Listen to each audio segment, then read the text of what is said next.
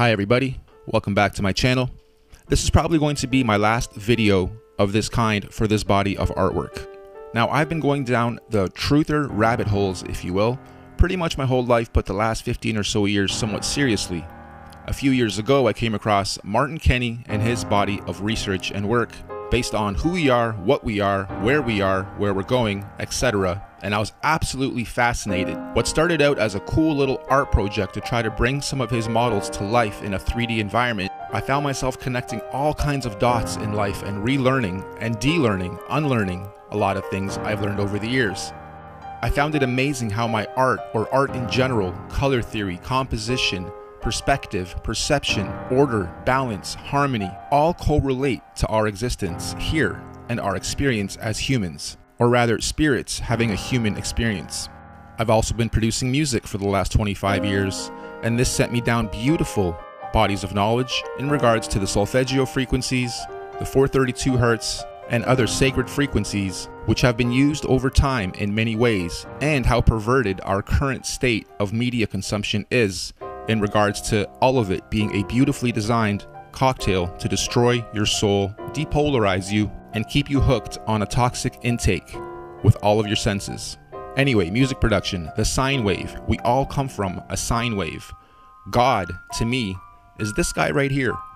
Energy, oscillations, multiple oscillations, overlapping, patterns, etc. So I say all that to say, what started as a cool art project turned into a few masterpieces that got mirrored and mirrored and mirrored and translated and retranslated in many languages, and now sits as a cool body of work which I sit back, look at, and am absolutely fascinated by.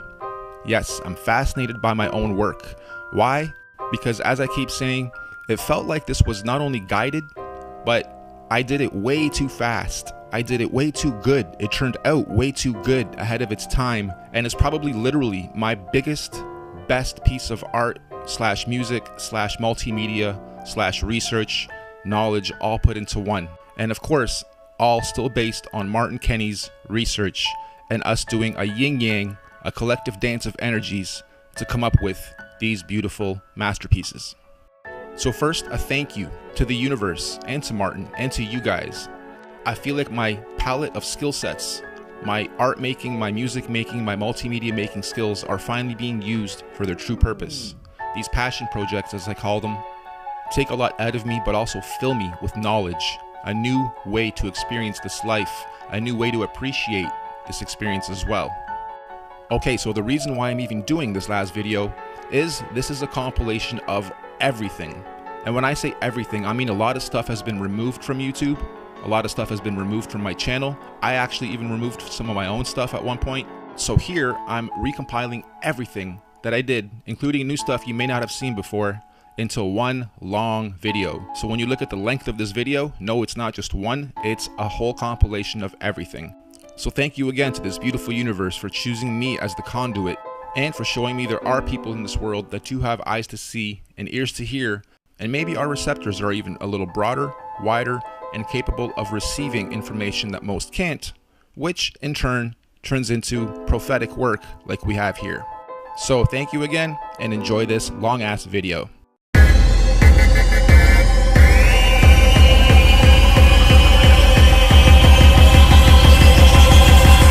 Hi, my name is Martin Kenny. I'm a student of flat earth geocentric science, cosmology, astrology, anthropology, and spirituality.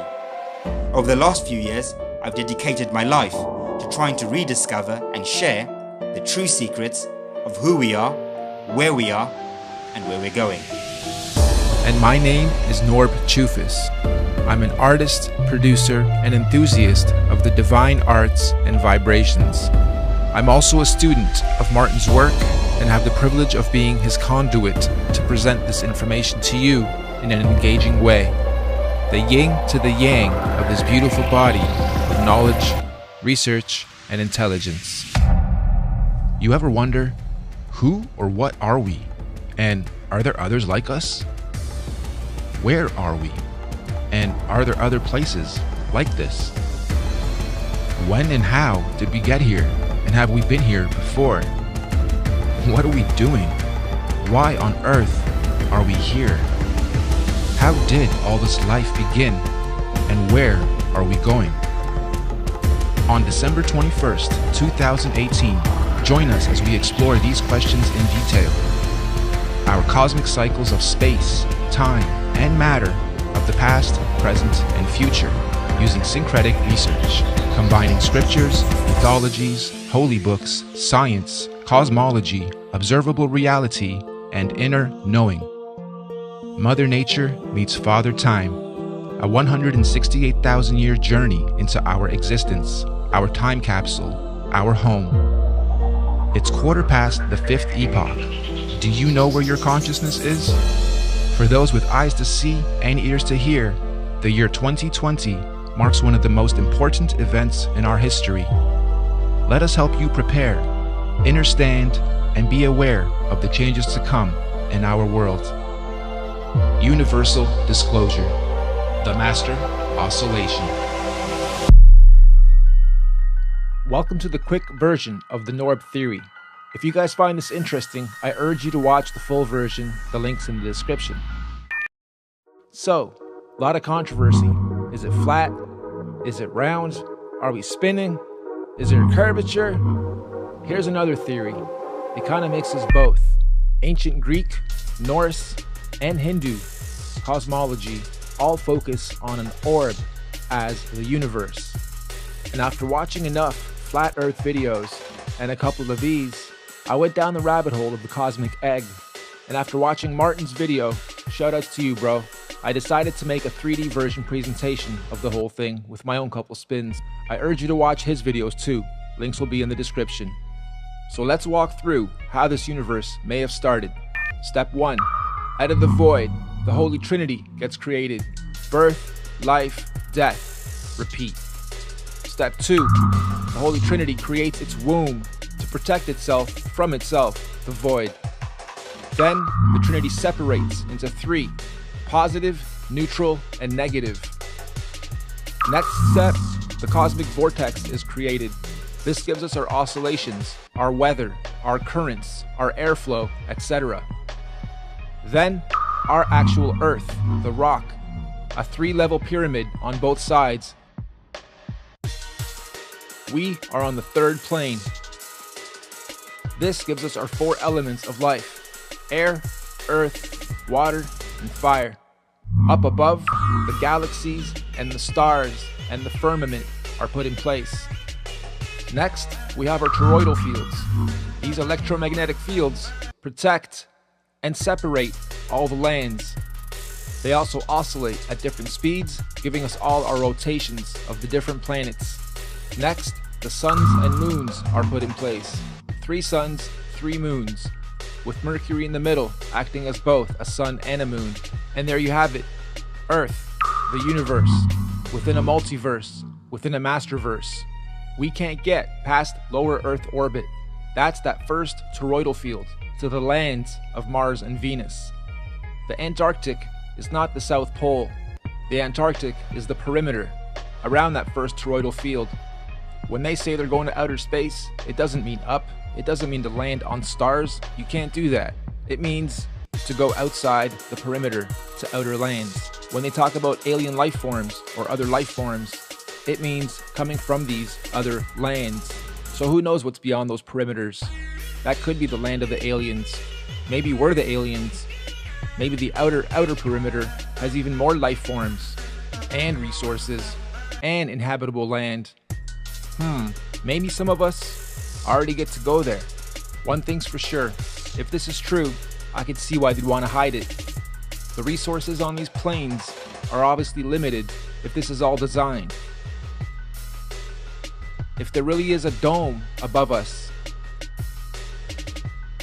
and we're stuck here, and we can prove it, then the first thing we'll want to do is break out, figure it out.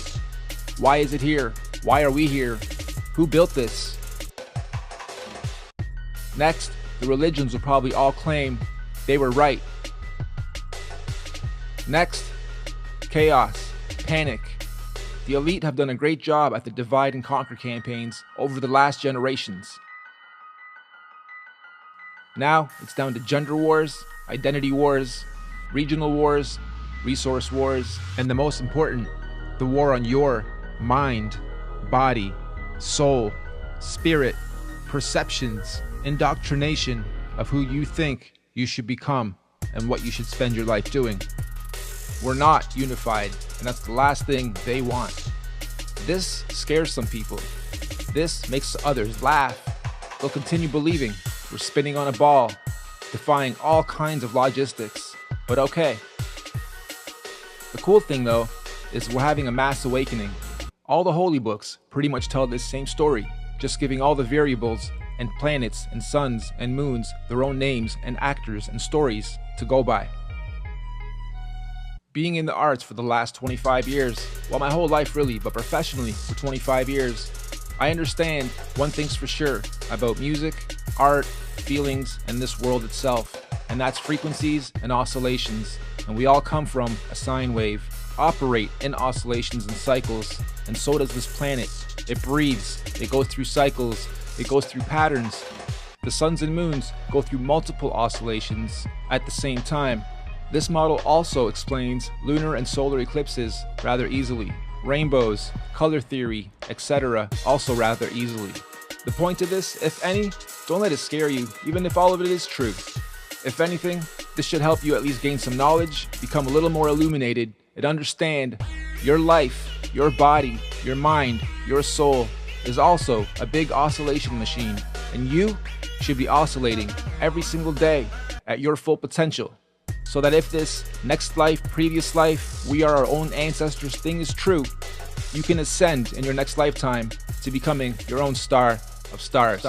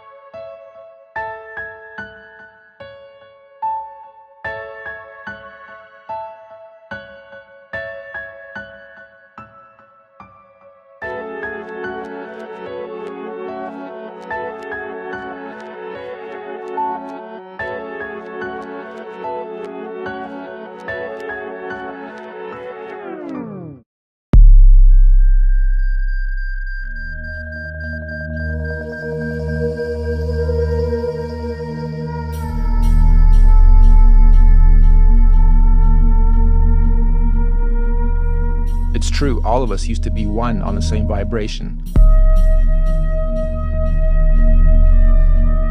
The best way to explain it? We'd have to go either back in time or back to the future. To the starting point of time, 0, where all the axes meet. This is actually the death and the rebirth of consciousness.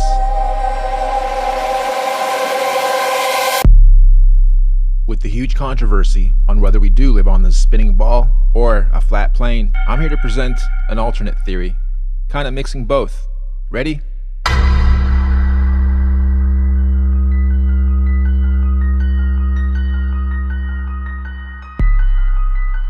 At first, out of the void, the nothingness, the timeless, spaceless, and matterless abyss, chaos finally met order. It is intelligent, it is beautiful, It is everything and nothing. It is all at once. It is syncretized. I call it infinite consciousness. One day it decided to finally create a womb for itself, where it can build a home to create an experience within itself. So the Holy Trinity was designed, executed, and it's perfect.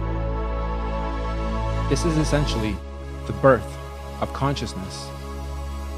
In the center is absolute consciousness, where everything overlaps: birth, life, death, creation, sustenance, and destruction, the Father, the Son, the Holy Spirit.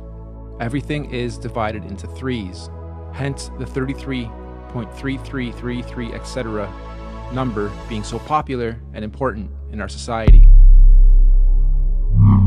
It's also worth noting, this is where I believe the first sine wave was ever created. That is the breath, the in, the out, the up, the down, the left, right, etc. This is life, consciousness, cycles, repetition, patterns. With its intelligence, the Holy Trinity creates its home, its womb, the first of 5 rings. This is the seed of life, where everything starts.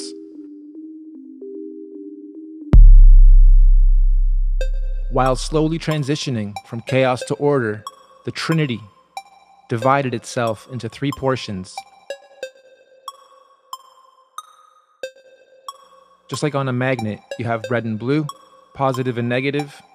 Here we have birth, which is up top, Polaris, the highest star. In the middle, we have life, which is green. And on the bottom, we have death, which is red, negative polarity. This is also why we have RGB in our color codes. I'll actually explain that one in a bit more detail a little later, because it is important. Next, the Trinity started to stir its creation, essentially creating our cosmic vortex, the universal highway, and our atmosphere generator, all basically connecting us to the Masterverse, so they say. Up top, this also creates the mainframe that powers it all. This gives us our energy, our weather, our flow of airs, waters, currents, all spinning clockwise, oscillating, and giving us our gases, gravities, densities, buoyancies, turbulence, etc.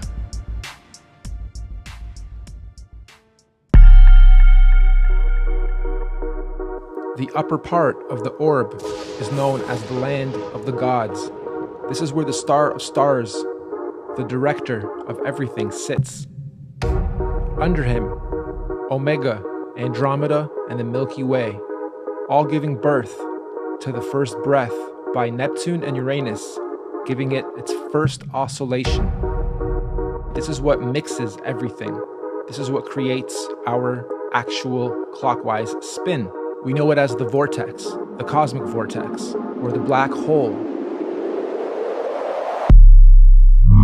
Next, we have our actual Earth, built in 3 parts as well, both above and below. Like they say, as above, so below. So we have 3-part pyramid here, and each level of these pyramids are our lands. So we have the crust, the mantle, inner core, and outer core. This is also what gives us our 4 elements of life: air, earth, water, fire. Also, now that you have this viewpoint, you can see that there is such thing as space. However, it's not to go to other planets up there, it's to go to outer lands beyond our perimeter. Why can't we go to the perimeters? This is why right here. These are called toroidal fields.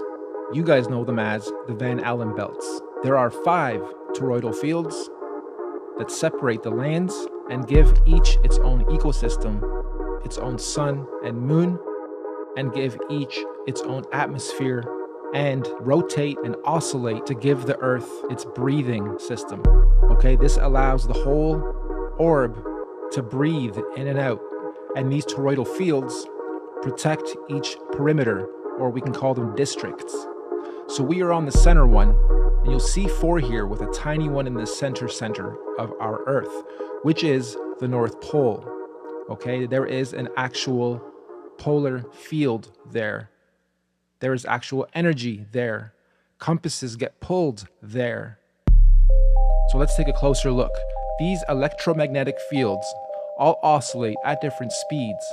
So if we go by this theory, then the sun is traveling around us at around 1,000 miles an hour.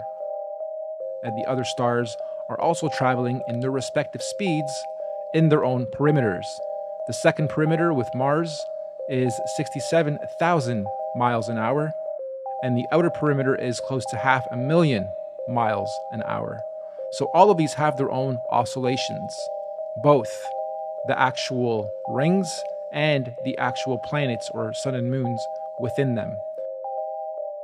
Each of these lands, each of these rings has 4 atmospheres to go along with it. And that is the troposphere on the bottom part, the stratosphere just above us, the mesosphere, and then the thermosphere. And again, going back to the vortex that spins from above and below is what gives all of these their oscillations. We're going to talk more about oscillations a little later because they are very, very important. Okay, so now let's break down the planets. Each land has its own sun and moon. Mercury, which is the very center of centers of everything in the North Pole, is both a sun and moon. Okay, it is both, therefore, we're not counting it here. We're saying there's 3 suns and 3 moons, man and woman, left and right, positive, negative.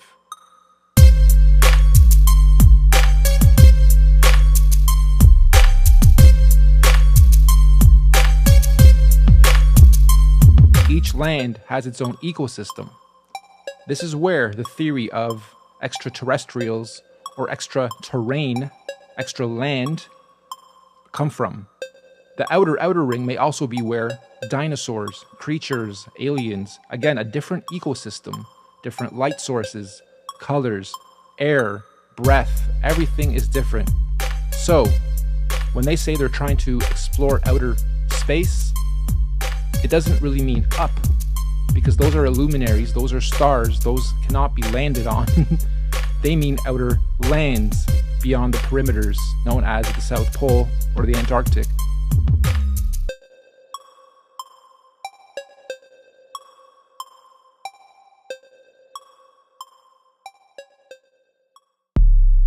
You guys have taken in a lot of data. Congrats for sticking around this long. Let's quickly recap. We have the Holy Trinity creating the womb. Then the Holy Trinity separates into positive, neutrality, and negative. Then a vortex is created. Then a rock is created for our lands. Then our toroidal fields are created to create cycles and to create breath and to create oscillations. Then suns and moons are created, and they also have their own oscillations, and they are all respective to their own lands. So let's break down oscillations some more. Here we simply see a sun and a moon going around in a circle. And here we see 3 going around in circles. Now some are oscillating faster than others, but they're all generally going in a circle.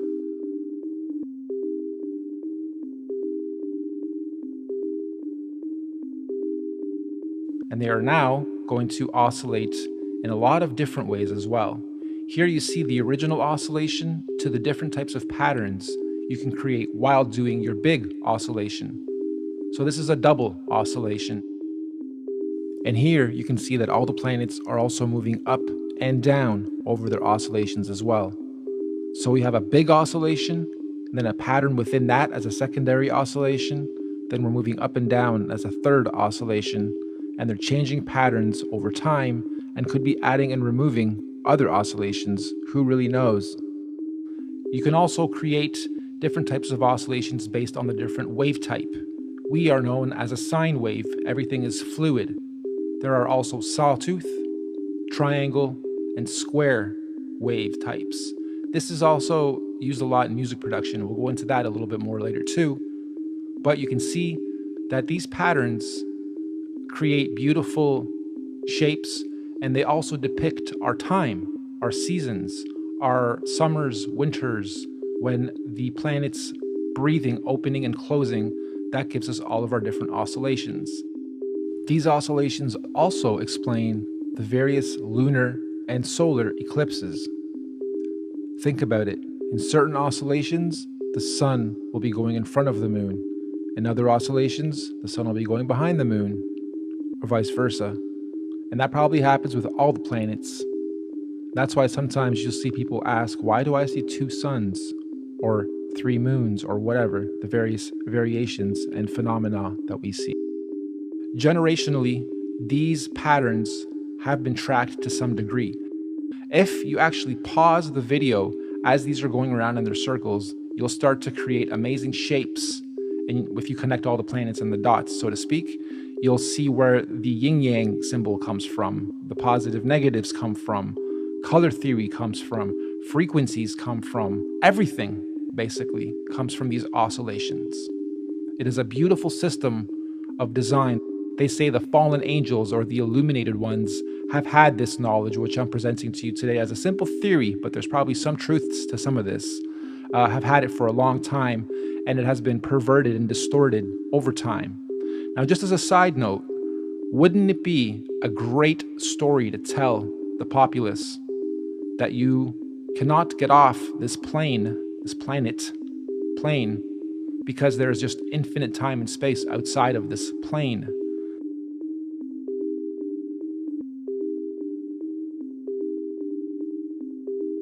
We only have access to the inner part. It is a special part of all this because it is the center, and we have access to the North Pole, which is where ascension happens. And I do think we are in a special time. It's not just, let's prove the Earth is flat. What's beyond that? So what if it is? Well, what might be outside those perimeters? Maybe there are things we need to protect ourselves from. And or maybe it is just a bunch of land we cannot get to, but every country, every government would love to chop it up, carve it up, because there's so many precious resources out there potentially. Okay, so let's look at oscillations and frequencies in music now. I've been doing music production for a very long time, on top of doing art, digital media, video. I've gone through everything to do with art at a fundamental level in various gifted schools and whatnot. My creative side is my passion, my labor of love, and I believe I've been given these beautiful talents and skills to share beautiful information like this and potentially help you guys ascend, or at least become illuminated and understand and have knowledge in a beautiful, engaging presentation.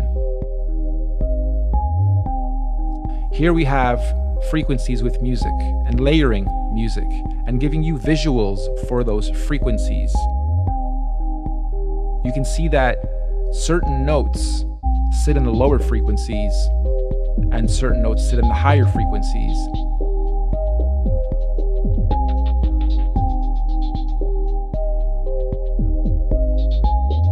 But here you can see layers of audio overlapping each other and creating beautiful waves as well. And when you layer things properly, you create harmonics, natural harmonics. And that's when the oscillations become beautiful visuals as well. So everything is everything.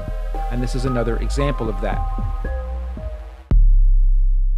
But when it comes to music, and when it comes to artists hitting certain notes and singing certain melodies, or priests chanting, or other melodic structures, or chording, or layering of your voice or an instrument, again, you get beautiful harmonics. So when we play something in the higher octaves, it sounds angelic.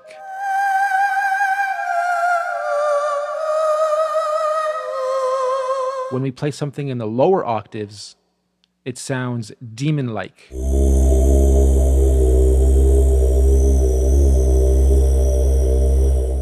If we take this one step further and add a visual and sound effects, you can definitely see how you can make someone uncomfortable or anxious by design.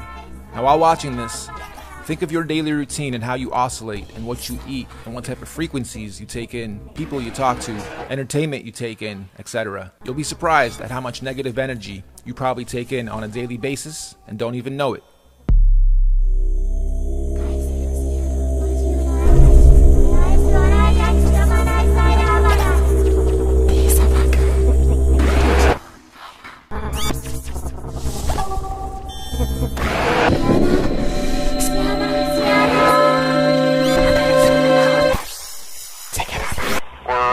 Moon. Over.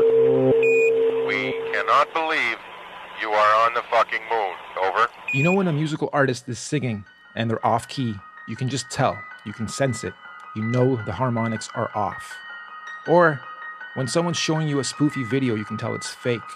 Or when a journalist is spoofing a story, you can tell they're faking it.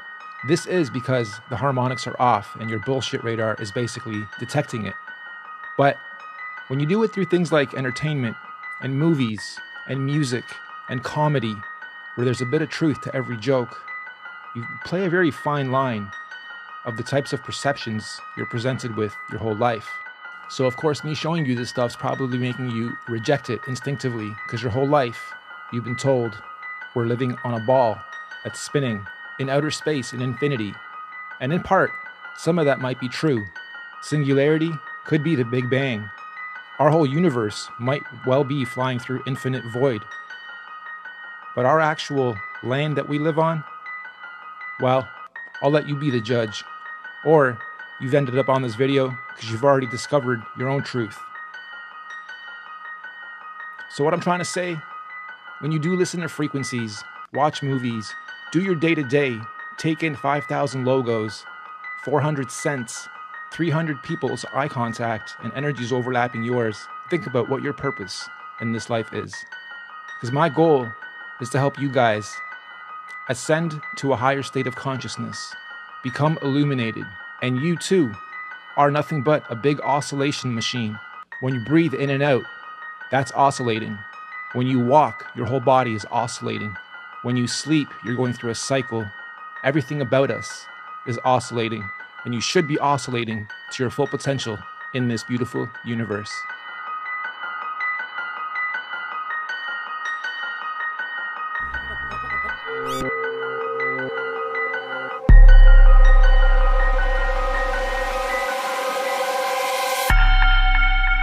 In between the fourth and fifth toroidal fields is where the firmament sits.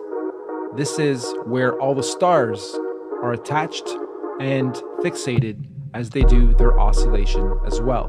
This firmament is what prevents us from going up. In fact, there's footage online of rockets being sent up by independent teams, and you can clearly see it hit something up there before coming back down. Now, if you look up Operation Fishbowl and Operation High Jump, you'll come across some interesting information regarding the efforts that the governments have put in to try to get through the firmament. Anyway, that is how the star system works.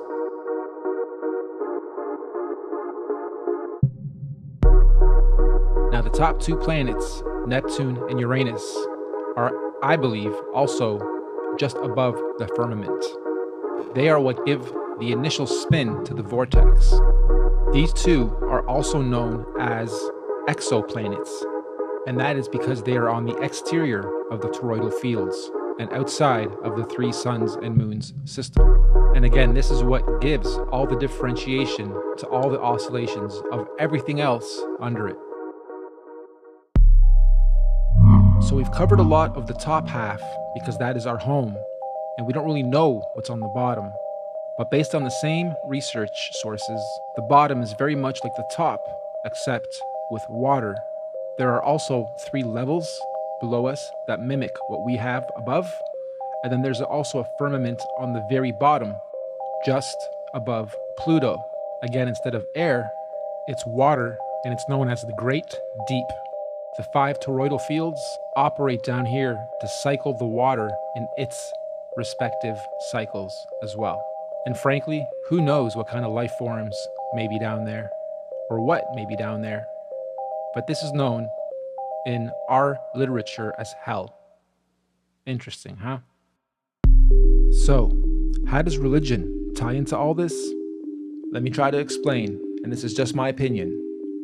I believe all the holy books were simply metaphorical stories to explain exactly what I just showed you. I don't believe they were actual people.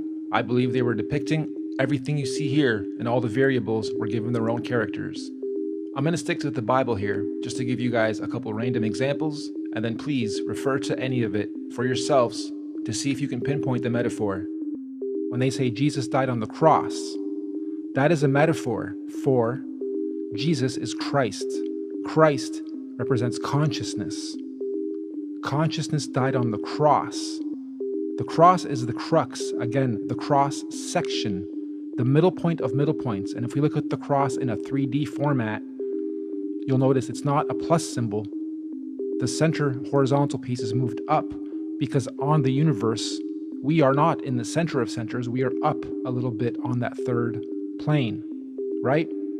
So when consciousness died at the cross section of our universe, that is the North Pole. And when they say follow the North Star, that is Polaris. And the birth of Jesus is also under the North Star. The very center of the first toroidal field inside is known as the Garden of Eden. That is a holy place. That is a spiritual place.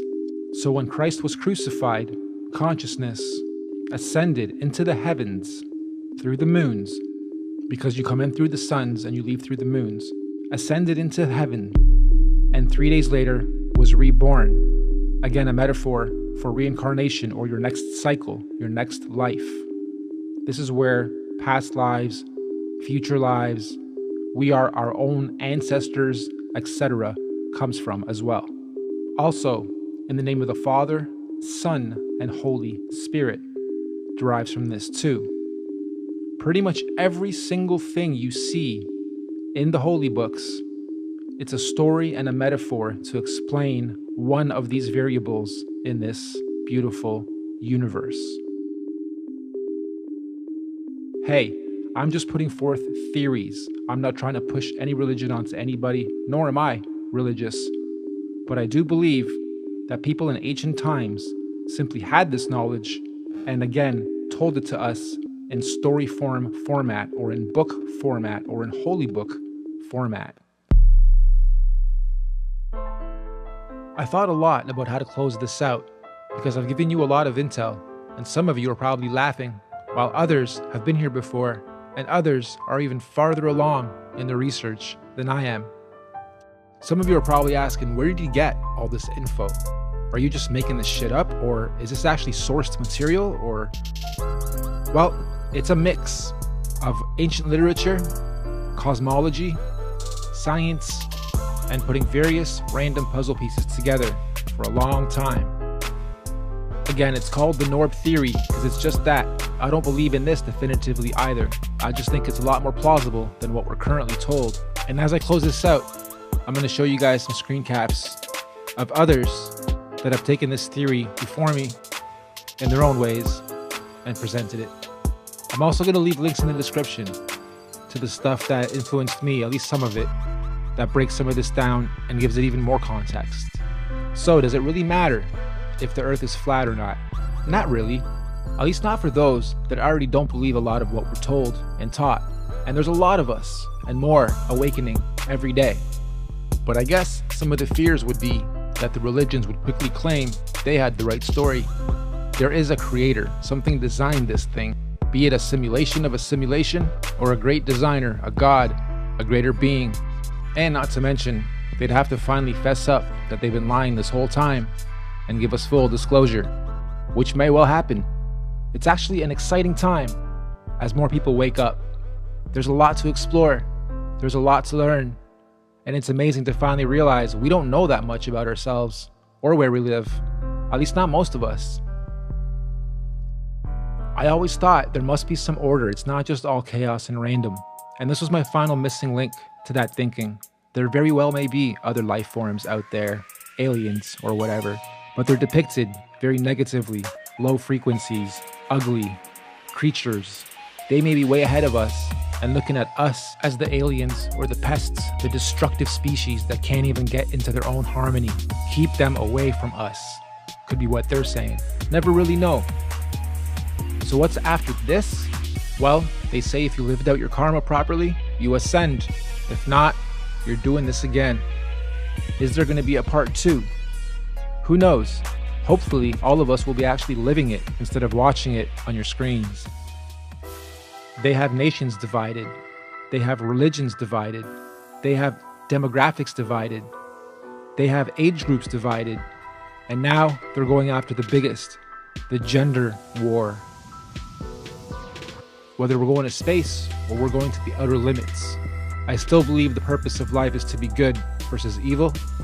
I still believe I've made it to where I've made it to in life because I've challenged everything and I've not been definitive with my thinking, especially when it comes to belief systems, politics, the way I oscillate in this lifetime, and how I spend my time and resources and efforts to try to achieve my goals.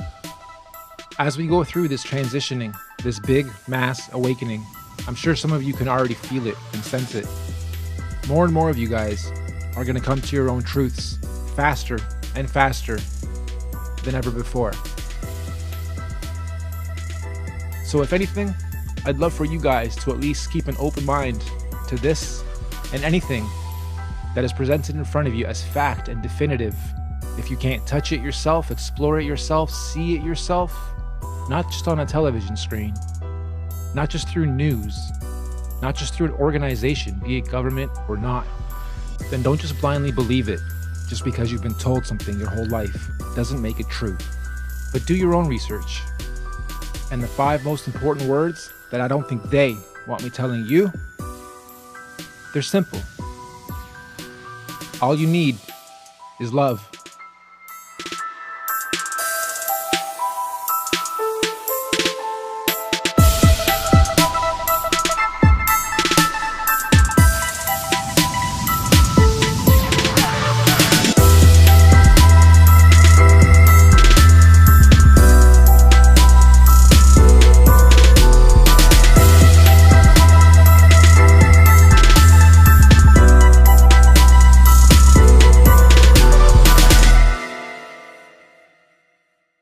So the sun is Sunday, moon is Monday, Mars is Tuesday, Mercury, the center, is Wednesday, Jupiter is Thursday, Venus is Friday, Saturn is Saturday. We have a pretty interesting shape here. I decided to keep going and connecting the rest of the planets as they are all aligned. I started noticing really cool patterns of perspective and all kinds of shapes, stars, triangles, rectangles, and pretty evenly split pieces, although the image itself is on a bit of a perspective angled downwards and a little to the right. So this won't come up perfectly, and I'm simply in Photoshop using the shift command with the pencil tool to connect one point to the next, so it's all kind of rough. It's not perfect. However, you still get the idea. I decided to keep going and connect the upper parts as well, starting with Polaris, Singularity, and I got even more perspective. Now I'm starting to see pyramids, 3 dimensions. Then I started to think about some of our structures and some of our stories, and the story of Babel, where they built the tower to try to get up there. And Polaris decided, nope, we're gonna flood everything, you guys gotta start over. You can't cheat the system to try to get up and ascend faster. And I started to look at some of the other pyramids and noticed the 3 big ones. It's important because the tallest is always Polaris, the second tallest is always a sun, and the third is always a moon. So the suns are always a little higher than the moons. Anyway, just thought this was kind of interesting as I start overlaying some of the images.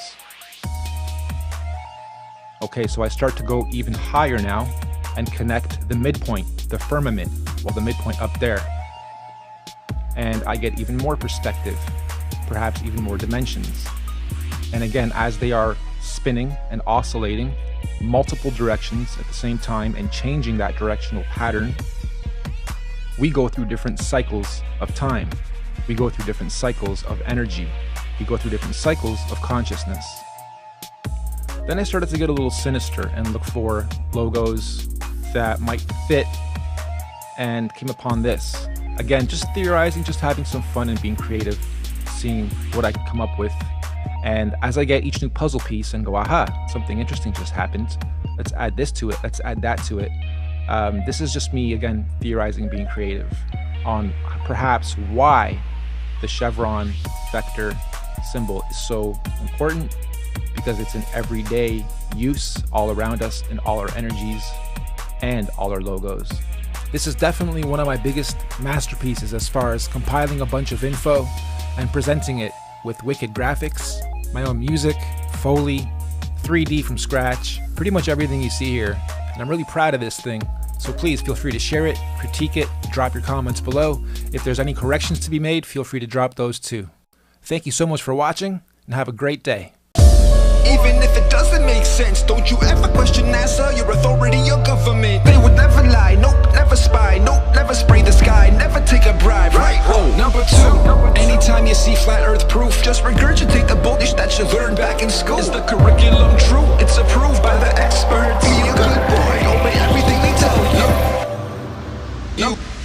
Number three, this one's got to do with the sea. Water never curves, but they call it gravity. Hold up, bro, you don't believe in gravity? I call it density and buoyancy. Number four, I know you heard this one before. Look at the ships disappear on the horizon as they dip, but a zoom lens brings it back in. There it is. Nope, that's just refraction, a mirage every day. Number five, look up, don't you see the satellite? Don't you see the blinking lights? How the f can you deny? Cause I look up every night and I see the same sky. Nothing ever parallaxes, nothing ever flies by. So 6, stuck in the matrix, I hate this fix. Spaceships photoshopped reality from data strips. Yet we believe 6 moon missions made it.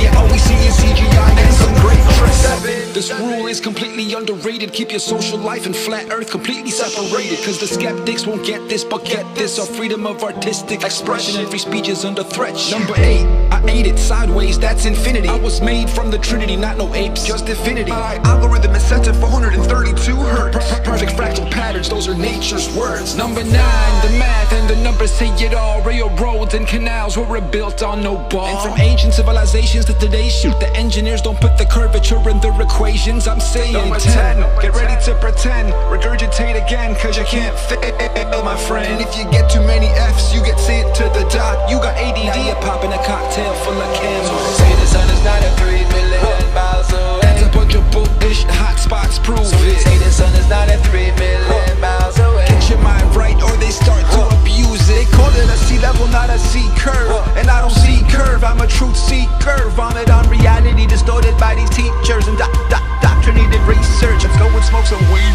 Used to have respect for road joking and teen, for waking people the up to this monster machine, which we all bow down to in some chronic degree. But if you educate yourself a bit, you're free your mind and your seat. You've already learned to love the servitude we put you in. Condition to focus on your ego and sick indoctrination. The days is on the money to remind us of the power. Prophecies were simply repeating the plans of these powers.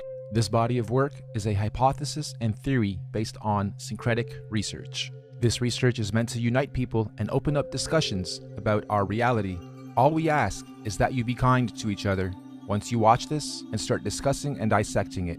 We also ask and strongly encourage you and everybody to re-upload and mirror this on any and every platform. Redub it in your language, do reaction videos, make screenshots, remixes, refixes, and get this out there. One last disclaimer, some of the maps on these models and elements are not to spec, and I did them to be as visual as possible, so don't mind some of the maps being off, distorted, or totally wrong. They are meant for representation purposes only. So, grab your snacks and drinks, and get ready to have your mind blown. Let's go. Before we get into the details, it's extremely important that you have a full understanding of the construct of our geocentric electromagnetic universe. If you're not familiar with this geocentric model, we're going to leave links in the description for you to catch up on the basics. In short, we're not on a ball. Our Earth currently consists of 4 concentric rings of physical land, beginning and spiraling out from the 0-point axis at the center of the plane, just like a drop of water that falls into a larger body of water, therefore creating a ripple effect, beginning from its point of impact, concentrically expanding outwards. The very middle center of this vast earthly concentric plane is what's known as the 0-point axis. This is what we refer to as the magnetic North Pole. This central pole is not just a symbolical metaphor, but an actual physical marker, said to be a magical, or should I say, magnetic pillar, sometimes referred to as a holy mountain or the tree of life. The first big red pill you're gonna have to swallow is that beyond all these dimensional fields of energy from where we are now, in our northern and southern extremities, are other extraterrestrial lands inhabited by other extraterrestrial civilizations. This is what we might call extraterrestrial outer and inner space, extraterrestrial outer and inner Earth. I know, it sounds crazy, just bear with me. Each of these 4-dimensional rings of Earth have their own eco, lunar, solar systems and seasons, and their own sun and moons, which would be our current 7 wandering stars. Saturn and Jupiter being the solar sun and lunar moon of the outermost ring, domain, or realm of Earth. Mars and Venus being the solar sun and lunar moon of the next concentric domain of Earth inside that. This Mars and Venus domain would be the main realm beyond our southern Antarctic boundary and the Aurora Australis electromagnetic field. Then, of course, we have our own solar sun, Apollo, and lunar moon, Artemis, in this domain. And last but not least, Mercury within the inner central realm beyond our northern Arctic boundary and Aurora Borealis electromagnetic field. This inner star, Mercury, is androgynous, both a solar sun and lunar moon in one. It's sometimes referred to as the inner Earth Sun or Black Sun or Planet Nibiru or Planet X. Now, the full expanse of our entire earthly plane with all the different realms would be what the ancient Greeks referred to as Mother Gaia, the Kemetic Egyptians called the Benben or Mother Geb, and the Indo-Vedics referred to as the Bhumandala. In this presentation, we're going to explain and show how this spiral expansion of space, time, and matter began and continues to be. Let's go. This calendar is a modern interpretation and mix of the Aztec Mayan calendar, Egyptian Dendra stone, the various Chinese and Indian Dharma wheels, as well as other ancient cosmological and universal clocks and calendars. Many ancient cultures, civilizations, mystics, and researchers have created and depicted various cosmic clocks and calendars over the ages, some simple, others complex, but one thing is for sure, they all knew that all time operates in a cyclical pattern. They knew that everything in existence has a beginning, a middle, and an end. Birth, experience, growth, and death. Sunrise, midday, sunset, midnight. Spring, summer, autumn, winter. Iron, bronze, silver, gold. You get it. So our cosmic calendar of time is a macrocosmic and syncretic mirror reflection of those observable microcosmic clocks, calendars, cycles, and seasons of time. And as always, our research is embedded on the foundation of natural and observable everyday reality. Hopefully by the end of this presentation, you will have a better understanding of how different ages, races, civilizations, and realms have come about over time within our electromagnetic cosmic egg universe. So in order to understand our calendar better, we need to break down something known as an epoch. Our epoch here is going to be 24,000 years for one full cycle. What is the definition of an epoch? A division of time that is itself a subdivision of a larger period of time. Think of seconds to minutes to hours to days to months to years. Good examples of epochs. An epoch is also subdivided into ages corresponding to a series of chronological changes or events. An epoch can sometimes be referred to as an era, age, period, time, eon, span, stage, or point in history. Universal epochs are also sometimes referred to as a platonic year or a cosmic day. Just like a clock striking 12 and starting another cycle or day. So our epochs are 24,000 years, reflective of our natural 24-hour day and clock. 24 hours in a solar day, 24,000 years in a cosmic day. The first thing we're going to do is lay a typical 12-hour dial. We're going to follow this by also laying 12 months of the year, and follow that ring by a ring of the 12 zodiac signs matching up to each month. The next ring is going to represent our 4 seasons: autumn, winter, spring, and summer. The ring inside this one is going to represent our 24-hour clock, with 6 p.m. being represented at 12. The next ring is our meridian. We have midnight, quarter past, half past, and quarter to. And inside this ring are going to be our 4 concentric lands, eras, ages, civilizations, and solar systems. As stated, we've already had 4 epoch cycles, and we are currently a quarter past the 5th. Now, just as there are 4 earthly physical realms, there are also 4 physical humanoid root races associated with the creation of each realm. These 4 root races are the Hyperboreans, Lemurians, Atlanteans, and Aryans. But there's also a 5th race of beings that lives in the center, Mount Meru, of our Earth. This is the Master Root race, the Polarians. Unlike the other 4, the Polarians are semi-ethereal, meaning not completely physical beings. They do not have a definitive skin pigment, size, color, or race. Having said that, they are often depicted as being somewhat indigo-bluish, translucent beings. The very middle or central point of Earth is where the earth and the heavens meet, and this is where the gods live. We propose that the Polarians are able to transverse between the 2 worlds, the heavens or spiritual realms above, and earth/physical planes below. Anyway, these Polarians began the human race at pole position. They were the very first forms of earthly beings to manifest on this plane.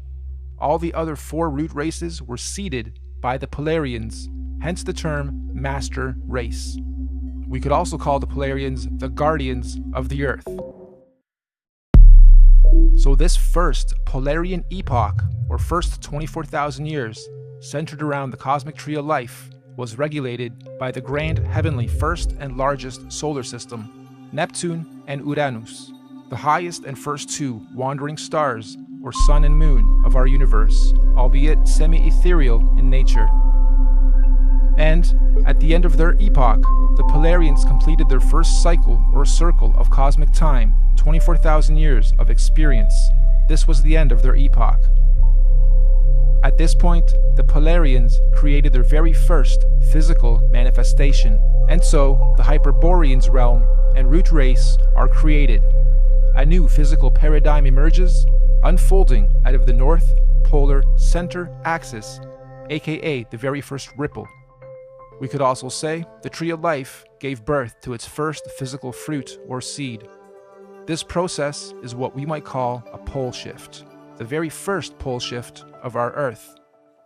This new Hyperborean realm comes complete with its own solar system to regulate its physical space, time, and matter. The very first sun and moon are also created, Jupiter and Saturn.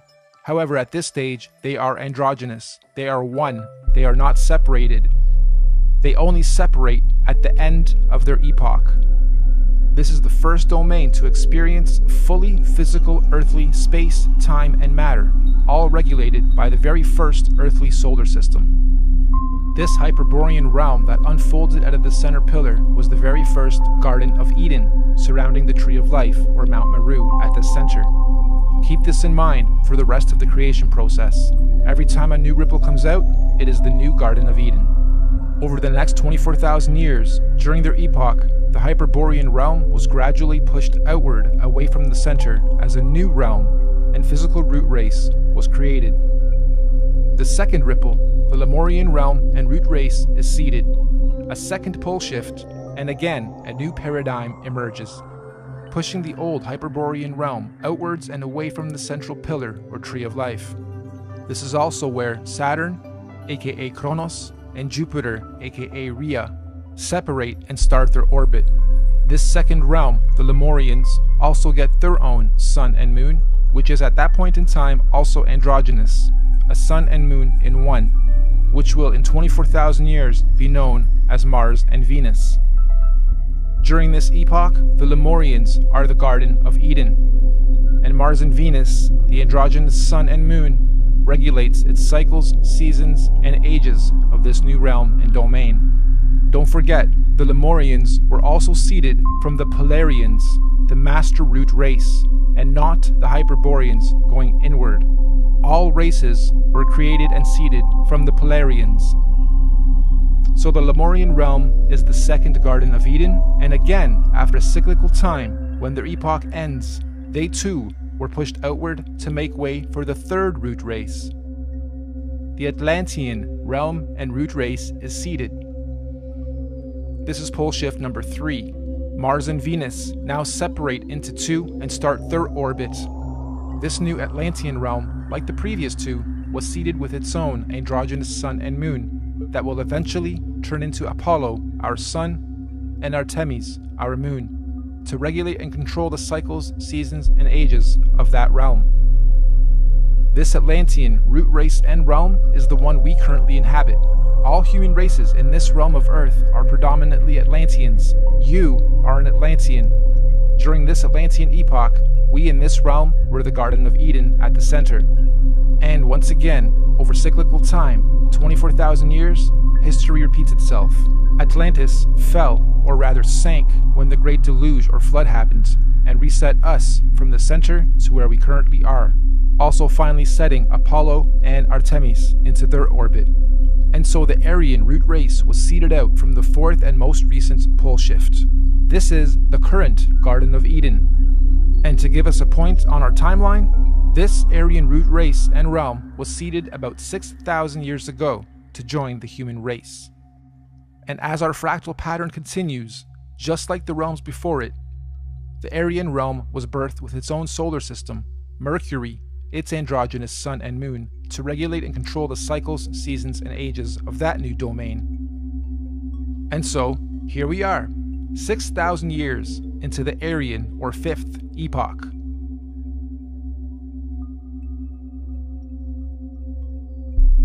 In summary, we have 5 epochs so far. The Master Race, the Polarians. 24,000 years later, the Hyperborean realm was created.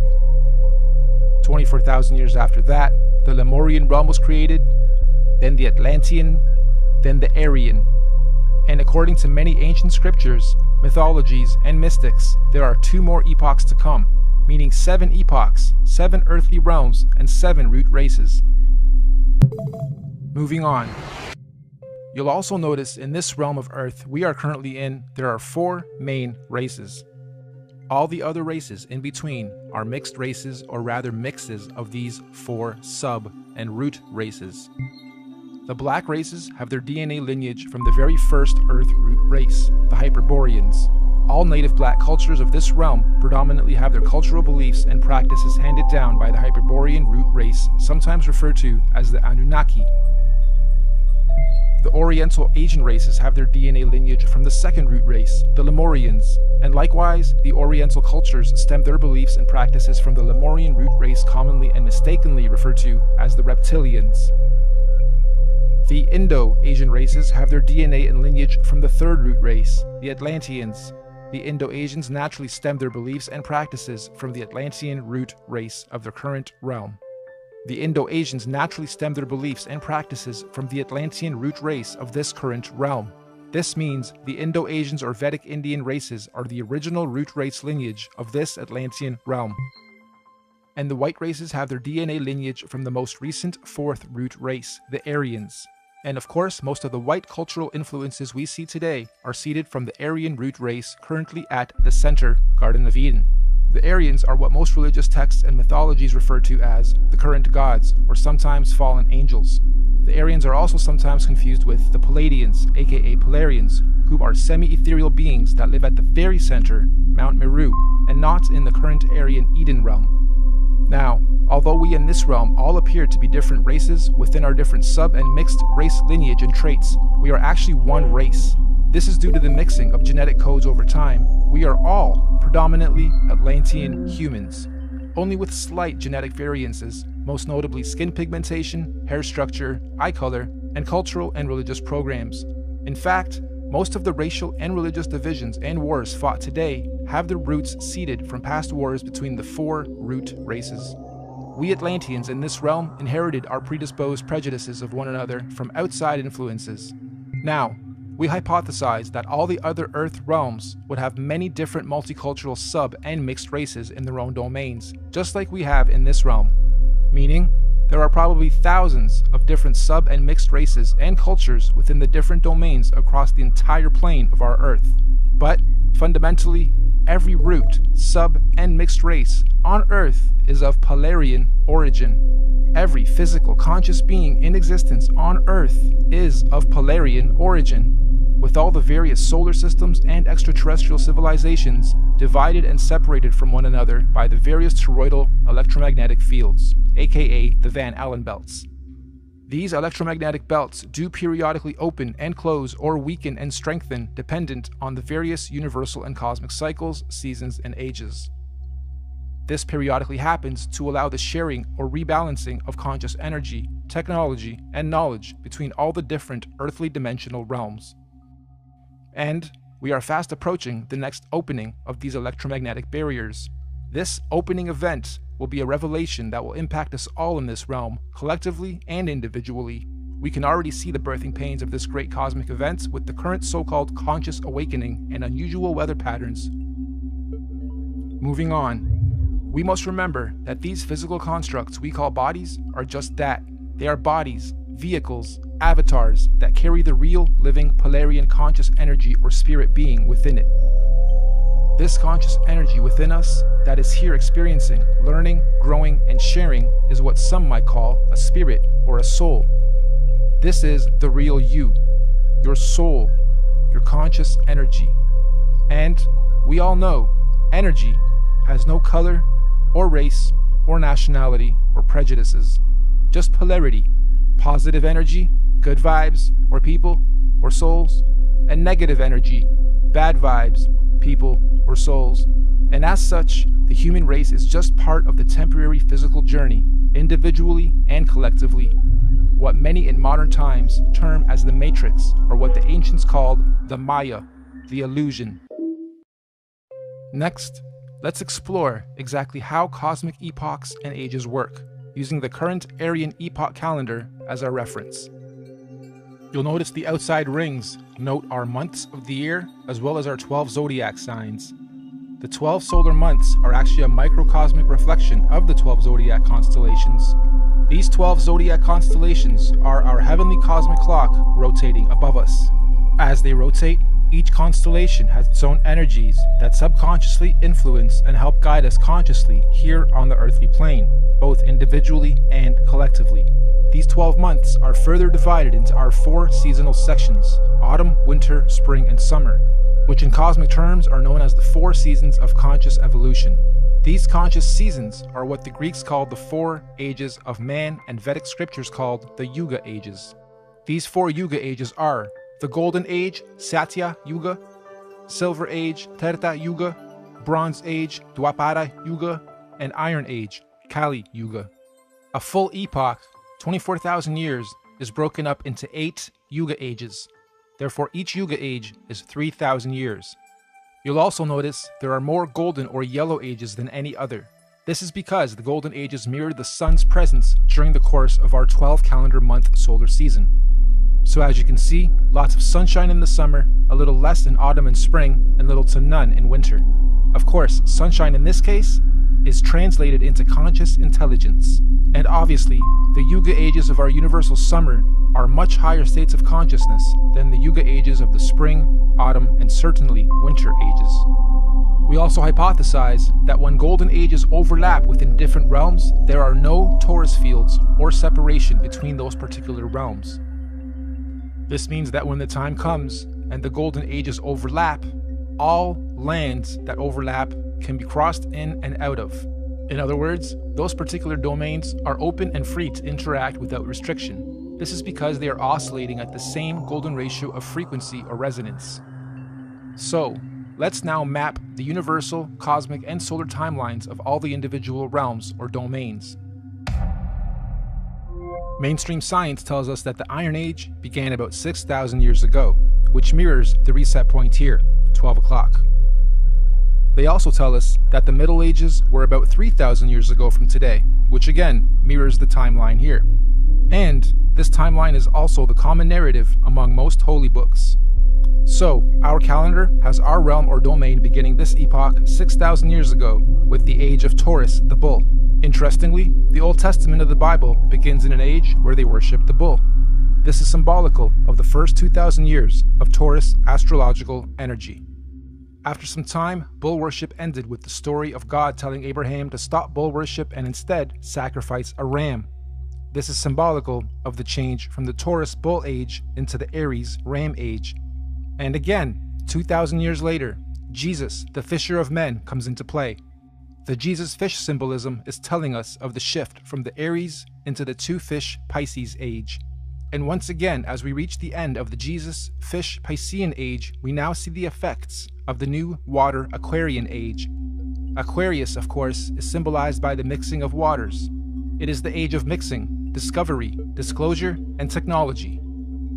If we were to set this calendar to today's date, we would be sitting at just before quarter past reset. 6,000 years into the fifth epoch, bang in the middle of the cosmic winter or iron age of universal collective consciousness. In fact, to be a little more exact, we've got us at 2 minutes to midnight. Midnight being 2020, minutes being years. Now, this is interesting because mainstream science has something called a doomsday clock. And on the doomsday clock, they are saying the Earth is 2 minutes to midnight or doomsday. It was actually moved from 3 minutes to 2 minutes on the 18th of January of 2018. And I'm sure most of you know that doomsday or apocalypse simply means a marked period or shift or change from one thing into another. The end of the old and the beginning of the new. And we are living in extremely exciting times for those who are paying attention to what is going on. Knowledge, truth, new information and discoveries are not to be feared. They are to be embraced. This particular cosmic shift we are about to have is an important one because it's a cardinal shift. This means all 4 current earthly domains will simultaneously be experiencing their own doomsday or apocalypse or shift of season. So let's go through each realm's cosmic shift. The Central Aryan realm will be having a fantastic apocalypse, shifting up from their bronze into their silver age of consciousness. We in this domain, we're having an okay but confusing apocalypse, shifting up and out of our Iron Age into our Bronze Age of consciousness. Hence the so-called conscious awakening. Knowledge, information, and data are more readily accessible to the masses than at any other time in this era of recorded history. We can clearly see all these changes slowly taking effect, particularly in the more advanced regions of this domain. We get a lot of knowledge from technology. Now, the domain outside of ours, Mars and Venus, are going through a horrible apocalypse. A real doomsday for them as they reset or fall from their golden ages into their iron age of consciousness. And the last realm, the Hyperborean realm, still has one more golden age to go. What's even more interesting though, is the nature of this current and coming cosmic shift. Like we said earlier, the current shift is called a cardinal shift, meaning we are not only having a zodiacal energy shift, but we will also simultaneously be having a physical solar shift to mark all these changes. This simultaneous double transitional shift is known as a cosmic or galactic alignment. So, 2020 means you have perfect vision. Why 20? Why not 10? Or 100%? Well, if you believe, like I strongly do, that we are running on scripts or scriptures, some that we haven't even discovered about ourselves, then you may also hypothesize that in 2020, we will all have perfect vision. What does this mean? It means on the 21st of December, 2020, during the winter solstice, there's going to be a great cosmic solar event that will be seen and experienced by every single conscious being in our universe. This is what is commonly being described as the event. Why December 21st, 2020? there's natural scientific significance of this date with relation to our solar system. Most of you will know that on the azimuthal equidistant geocentric Earth model, the Sun coils up and around the electromagnetic dome that encapsulates our Earth for the summers, and coils down towards the end of our solar year to its southernmost position of the Tropic of Capricorn, and on December 21st is at its lowest zenith or y-axis point, the farthest out from our land center and the closest to the Earth vertically. This is what's known as the winter solstice from a northern hemisphere perspective. Once the Sun has reached its lowest point, it follows the same gradient circuit, neither ascending or descending for 3 days, before it then begins its journey back up to the Tropic of Cancer towards the top and center of our electromagnetic dome of this domain. Meaning, every year, for only these 3 days of our year, from the 21st to the 24th of December, the Sun is neither rising or falling along the electromagnetic torus field dome over and around us. The Sun only resumes its ascension back up to the top 3 days after the 21st, on the 25th of December. Sound familiar? Dead for 3 days, only to rise again? Anyway, if there's to be any kind of cosmic solar event, it would most likely happen during this period when the Sun figuratively dies and is waiting to rise again. Using the same principle, we hypothesize that all the other suns in all the other domains follow a similar solar system. As above, so below. As within, so without. However, obviously their seasons and solstices occur at different times in relation to their own individual ecosystems. You've heard us refer to this body of work as the master oscillation. That's basically what we're saying. All the luminaries have their own paths. Oscillations, secondary, third, and fourth oscillations, and eventually they all line up again, and eventually, they complete an even bigger cycle, fully lining up. And this only happens once every 6,000 years. So on December 21st, 2020, Mercury at the center, our Sun in this domain, Mars in the next domain, and Saturn in the last domain, and all the moons on the other side, will all stop and align in the same direction on the same path and gradient at the same time for the first time in 6,000 years. This is what we hypothesize is the long-awaited return of the Sun/Sun, or Christ, the galactic alignment, return of Nibiru, or Planet X, or consciousness, the great solar event. This cosmic solar alignment will take 3 days to fully align, starting on the 21st of December and ending on the 25th of December. The electromagnetic torus fields in all 4 realms will either disappear or open up or weaken due to this galactic solar alignment. This is the opening of the portals or windows of the heavens spoken of in the Bible. This opening should occur for 7 days, from the 25th to the 31st of December 2020. It also means everyone on Earth will all be able to see all the different wandering solar systems of all the domains clearly in our skies. Everyone will have 20/20 vision. And if you think about it logically, if all the luminaries are at their lowest points, that would make everything above us easy to see, bright, and crystal clear. On a side note, isn't it interesting that we've all been conditioned to be the most busy during the specific time of year every year, and blinded to the Earth's true oscillations, signs, and beauty? Yeah, we celebrate. However, the ways we do it and the reasons we do it are perverted. Even with how many trees we cut down every year to carry out a ritual, which could actually be a geocentric ritual to begin with. The tree of life, the Christmas tree. This period of time is what the ancient cultures were describing when they said there was a time when the sky fell. Many ancient cultures also describe a time where there were many suns and many moons in our sky, and we believe history is about to repeat itself again. This phenomenon will affect and change our atmospheric conditions as well. These events periodically happen over cyclical time in various scales. The last big one occurred in 1859 and was called the Carrington event. Feel free to look it up.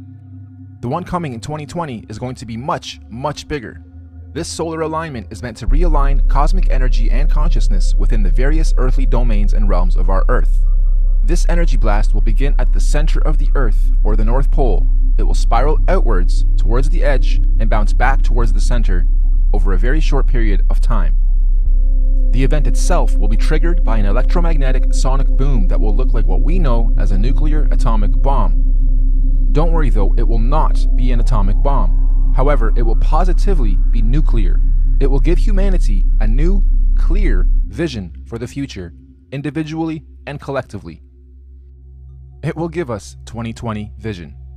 We suspect the current powers that be will attempt to use this natural cosmic event as the ultimate false flag.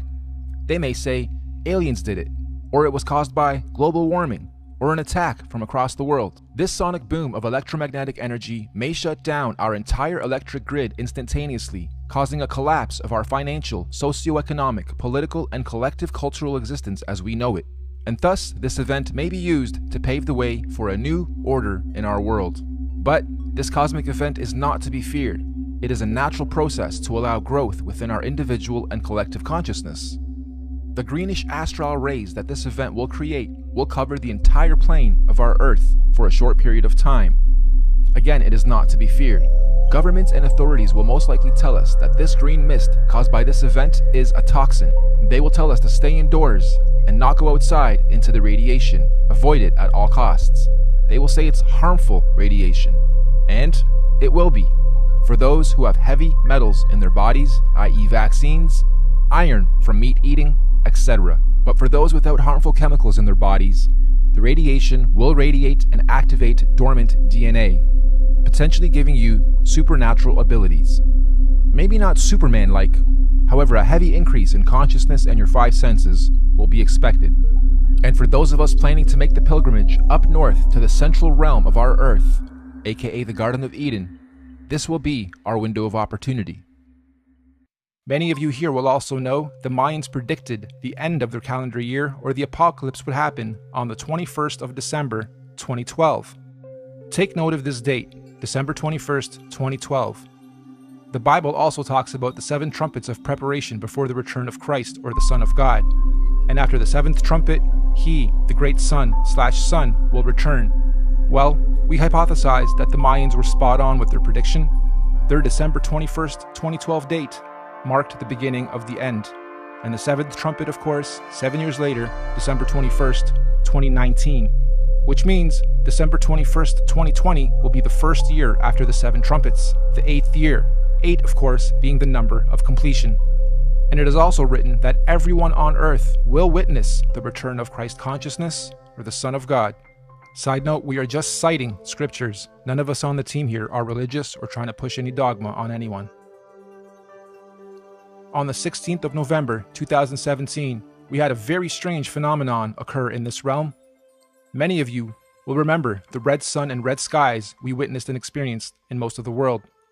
We hypothesize this was a sign of what's to come for those who are paying attention. I know everyone here probably witnessed and experienced this phenomenon, but how many of you actually took note? Of course, mainstream narrative at the time was that it was nothing important, just dust from the desert blocking the sun, and so that little solar event came and went with hardly anyone taking note. Well, for those with eyes to see and ears to hear, please take note. Moving on, we hypothesize that the opening of these electromagnetic torus fields on the 25th of December 2020 will create an atmospheric plasma discharge due to all the different solar systems of our cosmos being in direct contact with one another. This will create a rainbow effect atmosphere all over Earth in all the realms, an atmospheric twilight, if you will. More importantly though, this opening event will also allow for physical travel between all 4 realms or domains for those with the technology or means to do so. We might call this real interdimensional or outer or inner space travel. Here's another big red pill. NASA has openly admitted on numerous occasions that we humans cannot go past low Earth orbit or beyond the Van Allen electromagnetic belts or domes. However, during this period, we believe we will finally be able to do so. And what does that mean for us?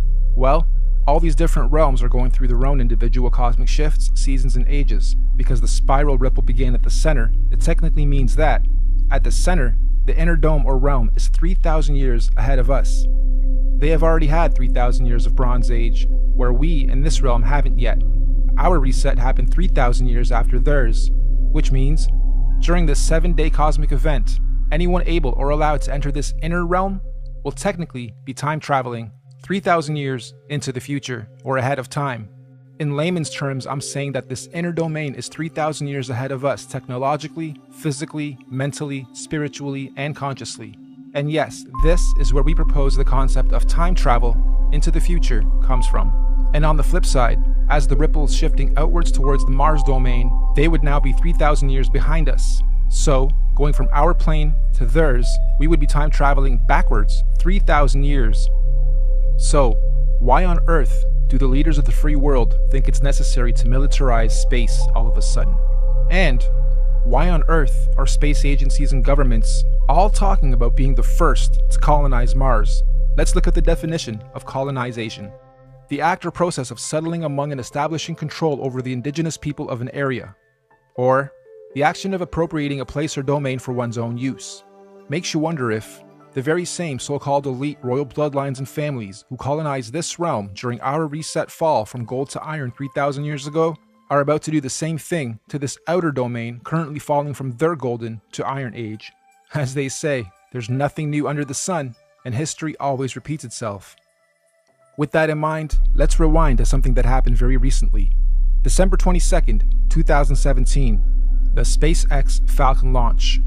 Note the date too, December 22nd, 2017. Wonder how many of you recall the unusual effects witnessed within this particular launch. It looked like the Falcon X was trying to pierce through something. Or perhaps, testing the outer electromagnetic belt or torus field. Kinda makes you wonder, were they trying to beat the clock? Perhaps they succeeded and the secret colonization to Mars is already underway as we speak, hence the militarization of space. However, if they didn't succeed, I'm willing to bet we're going to see another very similar attempt around the same time this year and next. Okay, let's stop for a second. I had to add this after the final edit. This script was written months and months ago. I got this script months and months ago, and as I was developing it, I wondered what would happen mid to late November as I was rendering that part. And the universe didn't let me down. Late November, we have Mars Insight. Crazy. Interdimensional earthly time travel is not just a matter of anyone packing their bags and simply going there. There are obviously many extenuating circumstances, like universal and natural laws, that determine how, when, and who can travel where. For instance, the advanced Bronze and Silver Age beings at the center would not want or allow any primitive Iron Age being from the outside into their domain, as it would unbalance their natural harmonic existence. So anyone here, from this realm, wishing to travel ahead of time into this inner realm would generally need to be, quote-unquote, ahead of their time here, where we currently are, vibrating at a high frequency spiritually, mentally, physically, mind, body, and soul. Many scriptures call this the days of reckoning, or judgment day, or the return of a messiah or messenger of some kind. In this case, we believe this is the so-called event, the return of Messiah. Anyway, let's move on. Those who are ahead of their time in this realm will somehow be given the opportunity to go up ahead of time into this inner or upper realm when the time comes. Likewise, we also believe that those still lagging or holding on to old, outdated, backwards paradigms will of course naturally be drawn back in time to the outer realm. This is where we hypothesize our current elite establishment is planning on going to install a new world order for those beings out there. Most people in our realm, though, will be staying here, in this domain, after the event, to continue experiencing, learning, and growing in the upcoming new Bronze Age and One World Order. And exactly how or what this new age or order is going to be, who knows exactly, but what we do know is that this domain will not be anything like it currently is today after the event. And so finally, when these 7 days have passed over, January 1st, 2021, on New Year's Day, the first day of the first month of 2021, the electromagnetic torus fields or domes of each domain will fall back into place as they were. The celestial bodies will realign, and once again the wandering planets or suns and moons will resume their natural cycles, seasons, and movements, thus allowing for all the different domains to begin their new respective cosmic solar and celestial ages. And so, the wheels of time will continue to turn, forever moving forward in cyclical cycles and seasons. Now, of course, we're very much aware that what we are proposing may happen seems a little outrageous and possibly overwhelming, or let's face it, you might think this is batsh crazy if you're hearing this kind of stuff for the first time. But we're not trying to preach or sell anything, simply sharing information based on cosmological, astrological, mythological, and observable reality syncretized research. This could all be completely wrong, or even slightly wrong, and if so, that's fine, no harm done, life goes on. Or this could be partially right, or even very close to the truth. At which point, if or when these events occur, at least those of us who will have received this good news will be prepared, mentally, psychologically, and possibly spiritually as well. Of course, right now under this domain, we are collectively going through some very difficult birthing pains as we make this shift. However, those in tune with these changes are adapting and consciously evolving with it. This is the so-called conscious awakening. But even more importantly, those who fully understand what's going on are able to accordingly prepare for the changes that are occurring and coming. This is what J.P. Morgan meant when he was quoted saying, "Astrology. Millionaires don't use astrology. Billionaires do." Astrology is simply the natural science of understanding, reading, recording, and following seasons and cycles of the stars and heavens of our universe. Astro simply means heavens or stars. Logi or logi simply means logs or logging. We are astro-logging, making logs, logging all the data of the stars. That's all astrology is, reading and recording of the heavens, stars, cycles, seasons, and ages. It's even written in all the ancient scriptures that in the last days, many will not know the exact time and date, but those with wisdom and discernment of the heavens will be prepared. Keep your eyes to the heavens and look out for the signs of what's to come. So the final question, is all of this intelligently designed, and if so, by whom, or what, and why? As far as we're concerned, the answer is definitely yes. Everything we've talked about is most definitely intelligently designed. Microcosms of macrocosms. The system and order of our Earth, nature, cosmology, conscious energy, and everything else in our universe is just too beautiful and perfectly symbiotic and synchronized to be a random event or evolutionary. Who or where or what is the creator of all this? Here. Yep, right here in this very room and everywhere else around us and within our universe and beyond. We are all co-creators, conscious spirits, souls, or forces of energy. Everything is energy. Everything is electromagnetic frequency, sound, and vibration, down to the sine wave. Quote-unquote God, any God, all gods, are energy. After all, even religion tells us that God is everything and nothing at the same time, right? The Alpha and the Omega, the beginning and the end, intelligent, conscious, immeasurable, unquantifiable, the source, the creator, just is. And since all of us are little conscious fields of energy, that perhaps we are all small manifestations of a greater conscious field of energy, soul, or spirit. Perhaps all of us are from the same original source, simply experiencing life individually, separate from the whole, little creators, in quality but not quantity, playing a game of cosmic hide and seek with ourselves, all part of the same one song, one verse, the universe, just singing in different tunes and octaves at different frequencies, and desperately trying to find a harmonic, melodic balance. And when we do, eventually, individually and collectively find harmony, we will finally be vibrating or singing from the same one verse in our universe. And this is what many mystics, gurus, teachers, cultures, and religions mean when they say we are one. But for now, I think we're extremely far from that, and there's still much learning, exploration, and experiencing and growth to be had on this so-called journey of life before we get to harmony.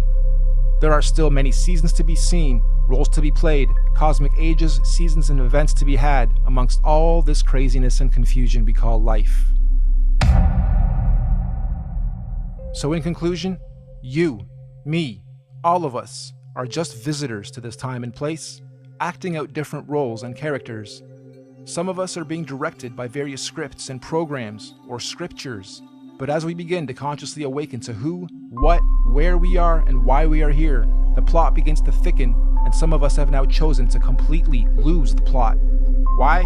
Because we've decided to start writing our own scripts, our own programs, directing our own lives and movies, and hopefully moving on to the next stage of this experience, learning and growth, in harmony.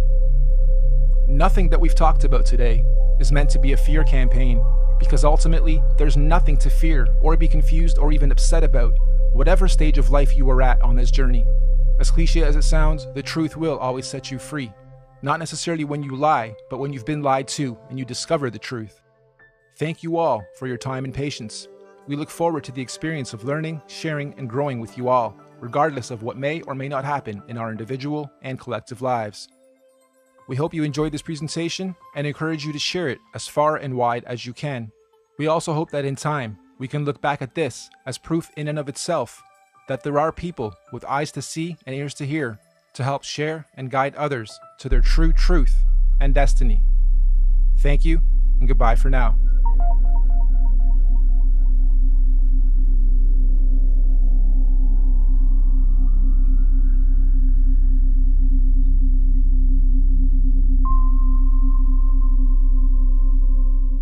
Hello everybody, this is Norbs. As many of you know, Martin Kenny and I are releasing a great piece of work on December 21st, and I'm over here rendering some of the scenes. And as I'm doing so, I had a pretty cool, mind-bending moment I want to share with you guys. So something that comes up a lot in this body of work of creation is the tree of life, the center of centers of all axes, X, Y, and Z of our universe. Now many call it Mount Meru, the center mountain, which used to be a tree, the tree of life. Now, if this geocentric model is new to you, I'm going to leave links in the description for you guys to catch up. I'm also going to leave links to a couple videos that go over there is no forests. There's no such thing as forest, which is basically people saying, where are all the old trees? If this plane is that old, where are the ancient trees, the huge trees? So they say that the mountains that we see used to actually be trees in previous times. And as I'm modeling some of these scenes, I'm incorporating the tree of life, and my first attempt at it is here. And I'm comparing it to nature, because as Martin likes to say, and I agree, nature doesn't lie. We can have our perceptions and perspectives messed with, but nature cannot lie to us, does not lie to us. So we look towards nature, and I thought this was a really cool shot, but Martin pointed out this isn't the right tree, and I kind of felt that too, but this was the first thing I kind of pulled together and just started looking at. And then I started comparing it to what we do claim our home to be, which is an electromagnetic universe. And we are in the midst of those torus fields as they oscillate and give off vibrations and energies, which is what we are. So I started looking at this and seeing a lot of correlation. But then I took it one step further and took this tree out and replaced it.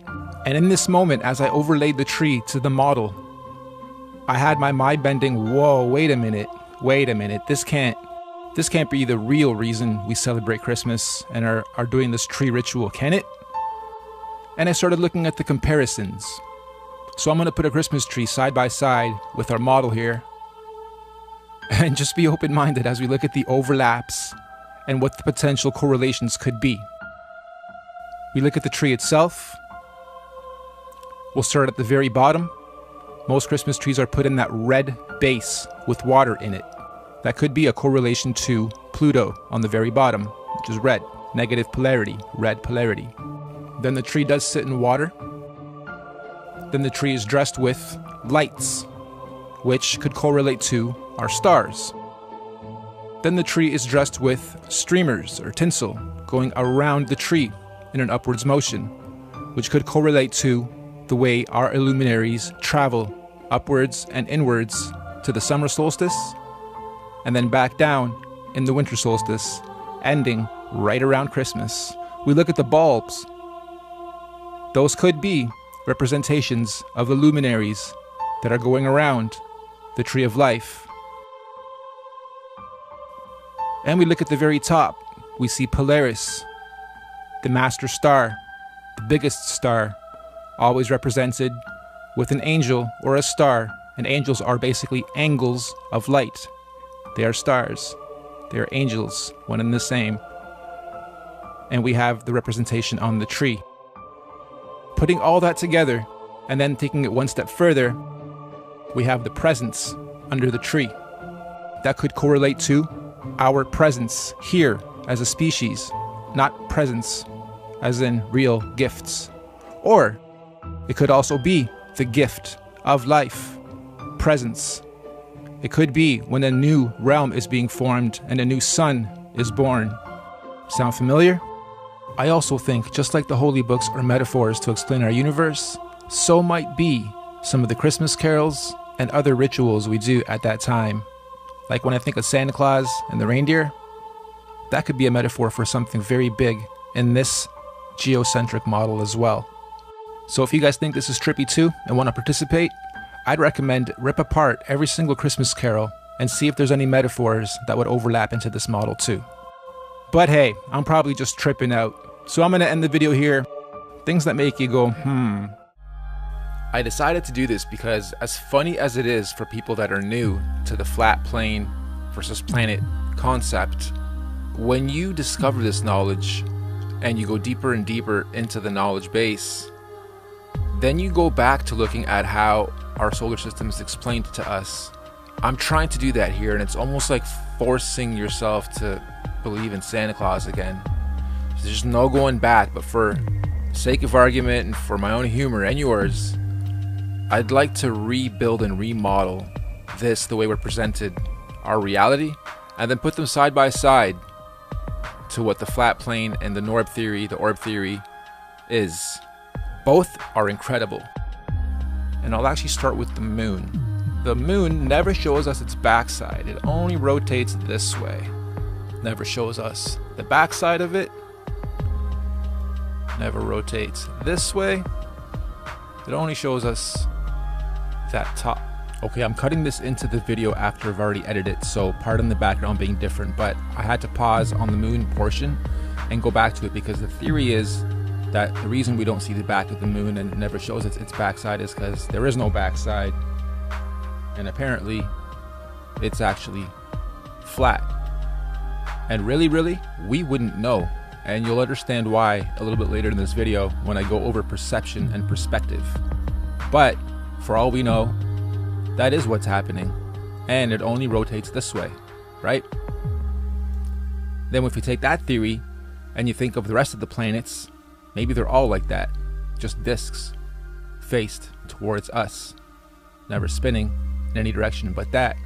These other planets, if you look at actual footage from telescopes and crazy zooms, you never really see a full picture. They always look watery. They always look like just lights, illuminating lights, flashing, blinking, twinkling. So, food for thought. Okay, let's go back. Now I'm also going to make it rotate around the Earth.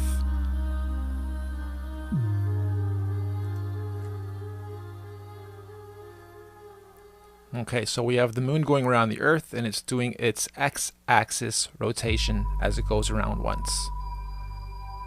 And apparently the moon is 237,000 miles, I believe it is, away from us.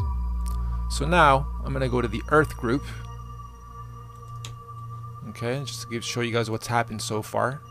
Now we have the Earth spinning, the cloud spinning a bit faster just to give it some realism, and the moon going around us. We're not going to animate the other planets either, because it's going to start looking really ridiculous actually.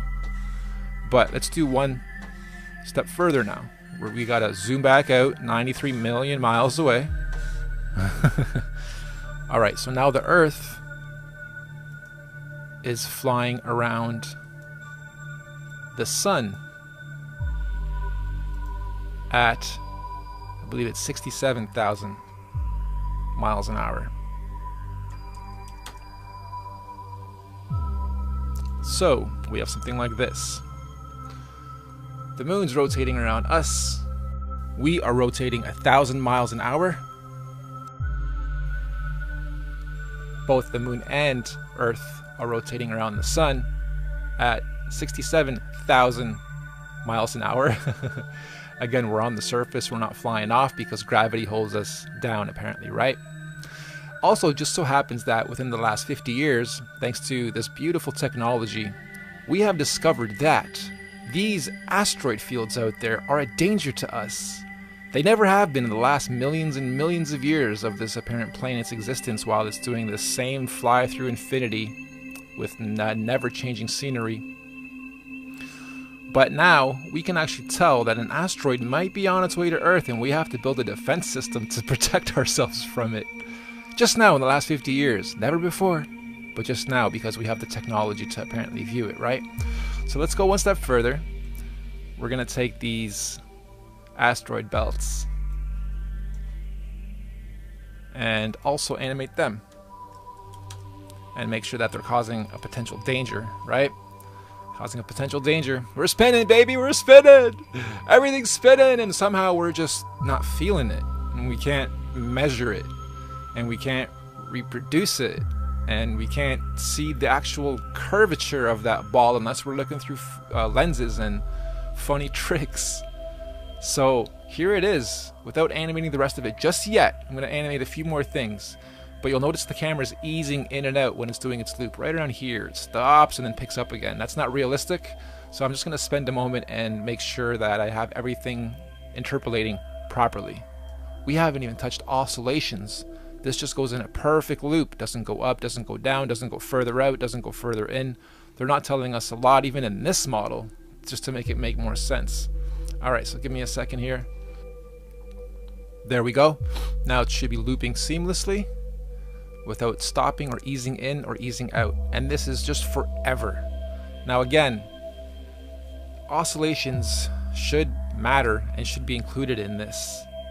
So in order for me to oscillate this, the Earth would have to be moving up and down as it's going around, and also have to be going in and out, doing its spiral to change seasons and to change all our weather patterns and whatnot. So we're not going to go that far with this.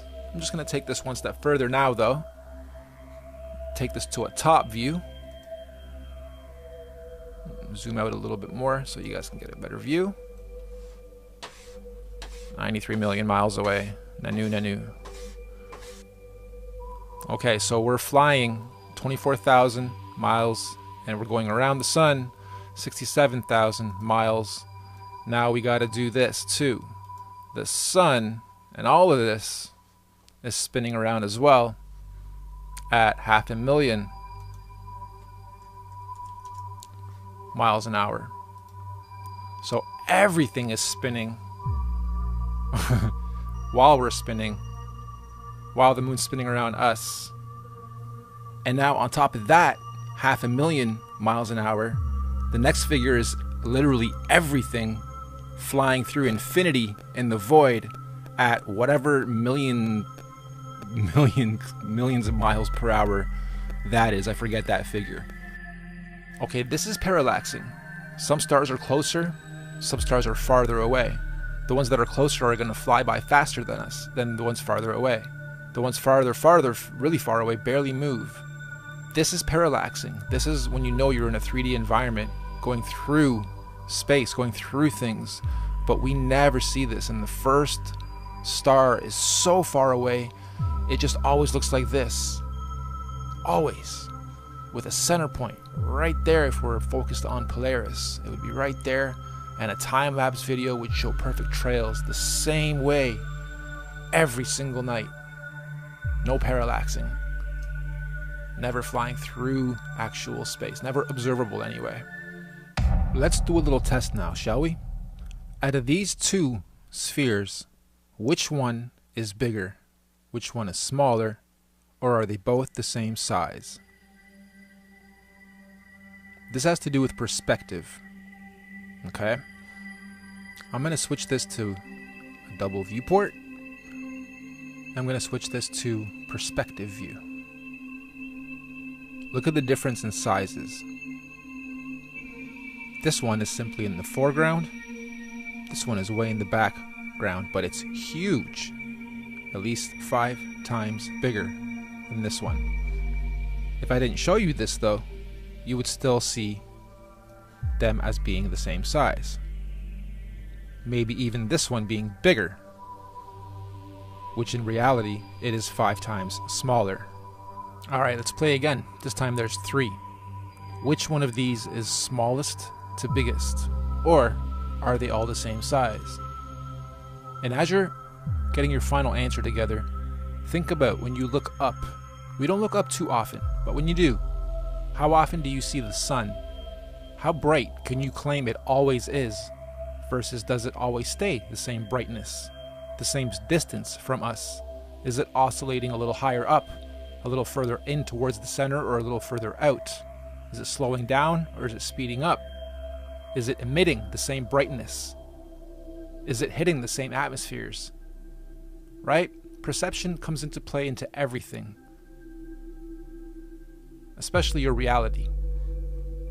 Okay, the one on the left is actually the smallest and the closest to us. The one in the middle is the biggest by far, and it's way in the back. The one on the right is right along the center axis. Yet here, they all look like they're in the same plane, right? Until we start doing this. Even then, you don't really know how far or how close each of these really are in relation to each other. Take this into account when you're looking at sun sets, sun rises. It's not actually rising. It's just coming towards you and going away from you. Okay, let's keep going. Here's another one with a couple differences. Which one do you think's bigger or smaller? Which one do you think is lit up a little bit differently? I'm gonna give you guys a moment. Really take a second just to think what else could be different. Well, even if this was a photo from space, they could still really easily trick everybody's perception into thinking it's a sphere, when in reality, it's a plane, a flat plane. With the right lighting, you can make anything look 3D. Okay. While I'm here, I'm going to do one more thing. Okay, so to reverse this, even if we are on a flat plane, if the flat plane is actually a big circle, if we can go high enough, that horizon may very well become curved. But it's not because we are on a sphere. It's because we're still looking at that edge, which is curved towards us, right? So even right now, it's already starting to look like a globe. But it's not. It's flat. We're just looking at the very edge, which is circling around us. Let me zoom out a little bit. Okay. Horizon. We get up to maybe here. With all the technology we have, maybe we see a bit of curvature. But it doesn't mean it's because we're seeing this. It just means we're seeing the edge, which is rounded. I also think if the other model with the orb is true, if they do have technology to go up high enough, they'll see over this edge and potentially see and expose us to the outer lands that are out there. So what better way to hide it than to wrap it all up into a nice little ball? And I'm sorry guys, I'm gonna take your little ball away today. Let me show you how easy it is to take a flat map, turn it into a ball, and hide a piece of it. We've been talking about perspective and perception. We're going to switch over to this for a second. Map making. Sooner or later you guys are going to come across the map makers in your journey. And we take for granted how important people that make maps and survey the lands really are. We also take for granted what imaging and technology can do. Take a map that is flat, double it up. I'm going to add a little light here, give it our hotspot from 93 million miles away. Give it a glint so it's nice and shiny. Don't worry, that'll soften up a little later. I'm going to give it an indent so that it gives it a little bit of depth. And here's where the magic comes in.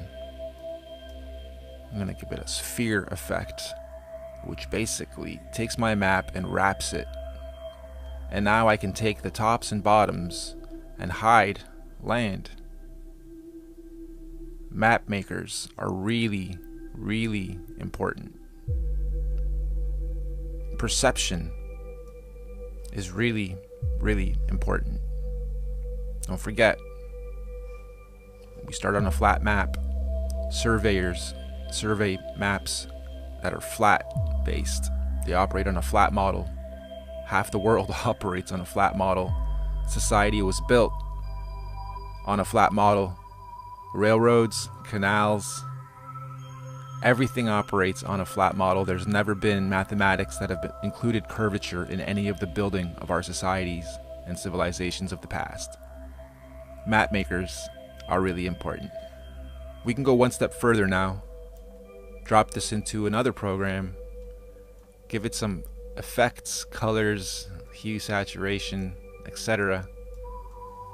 And really warp your perception. And from when you're 2, 3 years old, the first time you're playing with a globe, indoctrination starts young. And as an adult, convincing yourself or others that you've been fooled, it's scary. And even then, I don't think discovering that we live on a flat plane is the scary part. I think people are actually okay with that part. I think the scary part is the why. And once you start going down those trains of thoughts, that's the part that we reject naturally and instinctively. Anyway, map makers are really important. Now let's take a quick look at how the sun hits us. This is a representation of the sun over water in a hot spot, and this reflection would be going towards you because it's water.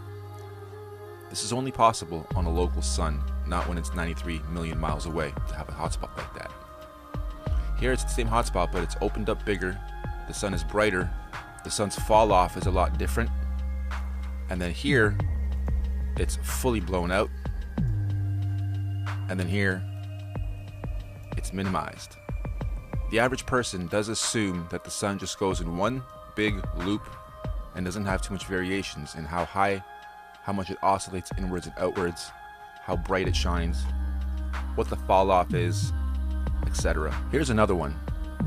I'm curious if your perception picks up that this is going around us in a big loop, or is the sun just going from behind us, creeping up, giving us light, going over us, and then just going farther and farther away instead of actually going down.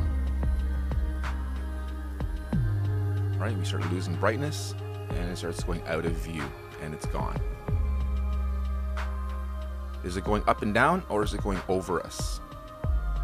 And then when it gets way out of view, it just loops around and comes back around behind us and in front of us again. We see our shadows being caused. Going back to perception, I'm wondering if you guys can tell, is this light going around the earth in a circle, or is it just going over it in a straight line? And how would you know if perspective is everything, right? Okay, let's go back to what they're telling us for a second though. I want to show you what we don't see. That is the sun. It shines in every direction, very bright, according to them. What we don't see it do is hit us with the beams being spread into an actual spotlight from 93 million miles away. We don't see it doing that. We wouldn't see it doing that. It's impossible from 93 million miles away to cause a hot spot on one little part, unless it really was a spotlight, unless our sun really is an actual spotlight, and they can control it the same way I'm controlling it here, giving it its spread, its fall off, its intensity on how bright that whole thing is going to be, and then how the hotspots will be hit and how far away seemingly this is. So to wrap up this point, I'm basically saying the average person doesn't understand 3D programs and perspectives the way 3D artists or artists in general do, because we get taught perspective as one of the first steps in art. And the average person doesn't take into account intensity, fall off, the day-to-day differentiation of the suns and moons, and their oscillations as they spiral inwards and back outwards over the course of the seasons. So perspective really is everything. You don't know by looking at it how far away it is from us, but you do know by ways of lighting, shadows, and understanding how lighting and perspective would work on a grand scheme when you're working with a light source coming from 93 million miles away versus a light source that is local. Now, like I mentioned before, if we are living on a flattish disk that's round, if we get high enough, we'll still see what we could perceive as a curve, right? But this isn't that. This is an actual sphere, a globe that we're looking at.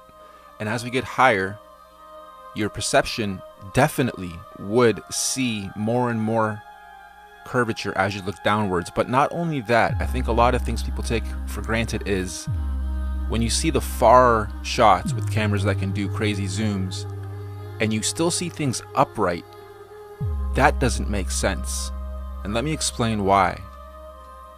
Now, of course, this isn't to scale, but you guys get the picture. The further away we go from things, if we're on a curved surface, then everything has to be upright according to its center point of perspective. So going outwards, and going outwards, and going outwards, and going outwards, the cameras we have these days would pick this up. Let me go from this way, because the lighting's better.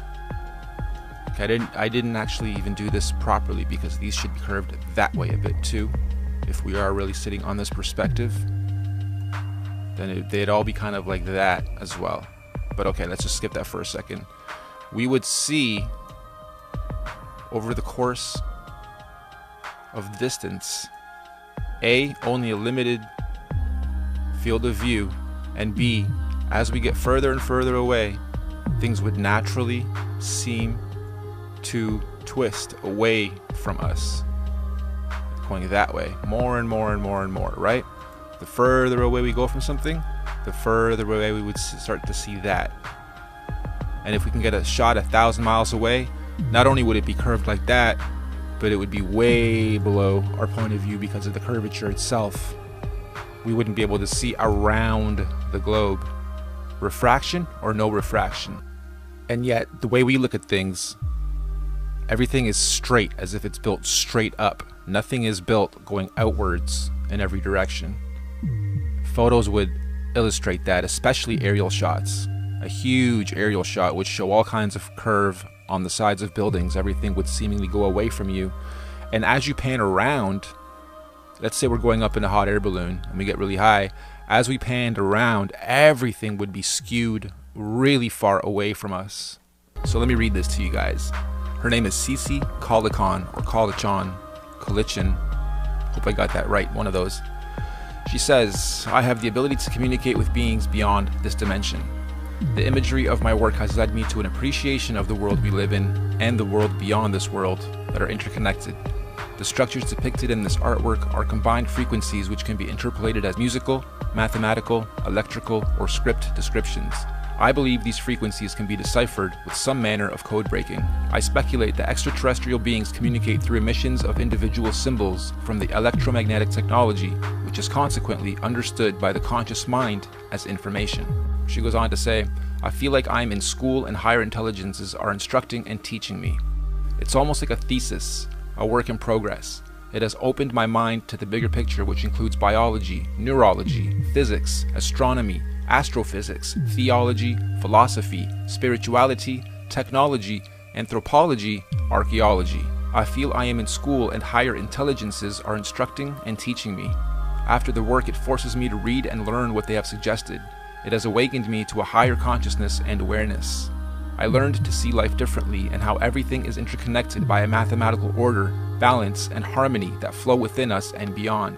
This art progressed in groups at a time, telling me something that I was not aware of until the next body of artwork was completed.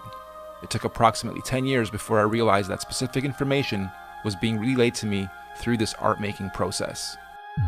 I think that's beautifully said. I think that encapsulates a lot of artists' purposes. Why are we talented? Why do we have these gifts? Why do we see things, hear things before they're even there, and then execute them to be just as we saw or heard them? Sometimes I question my own abilities and art skills and whatnot, and while they have done a lot for me, they have freed me financially, spiritually, broken society's chains off of me, it's a confusing place to be, to have a label of being an indigo kid, or a star seed, or someone here to help raise the vibration of the planet. Every creative person I feel has the ability to help raise the vibration of the planet. Even in my business path in life, my biggest accomplishment to date was developing music production software, over 20 titles, and moving hundreds of thousands of units, both free and paid, to kids to help them discover music production. And now if that isn't helping raise the vibration of the planet, hundreds of thousands of kids are learning how to make music and be harmonious with sound. I feel like that's been my biggest accomplishment and purpose to date. And now, being taken from a starving artist mode to having abundance, it loops back around once you're done spending money and enjoying life as it was supposed to be enjoyed, and all the rewards that come with having these talents and finding yourself. You come back around and you say, okay, I've done it all, I've achieved this success thing, and now what? And you start going down, or I started going down, a spiritual journey. Now what? What else can I do with these talents and skills? What's my next purpose now that I've accomplished this thing of freeing myself and of sharing the beauty of music in a way where I'm helping other kids create it, teaching them on YouTube how to do it?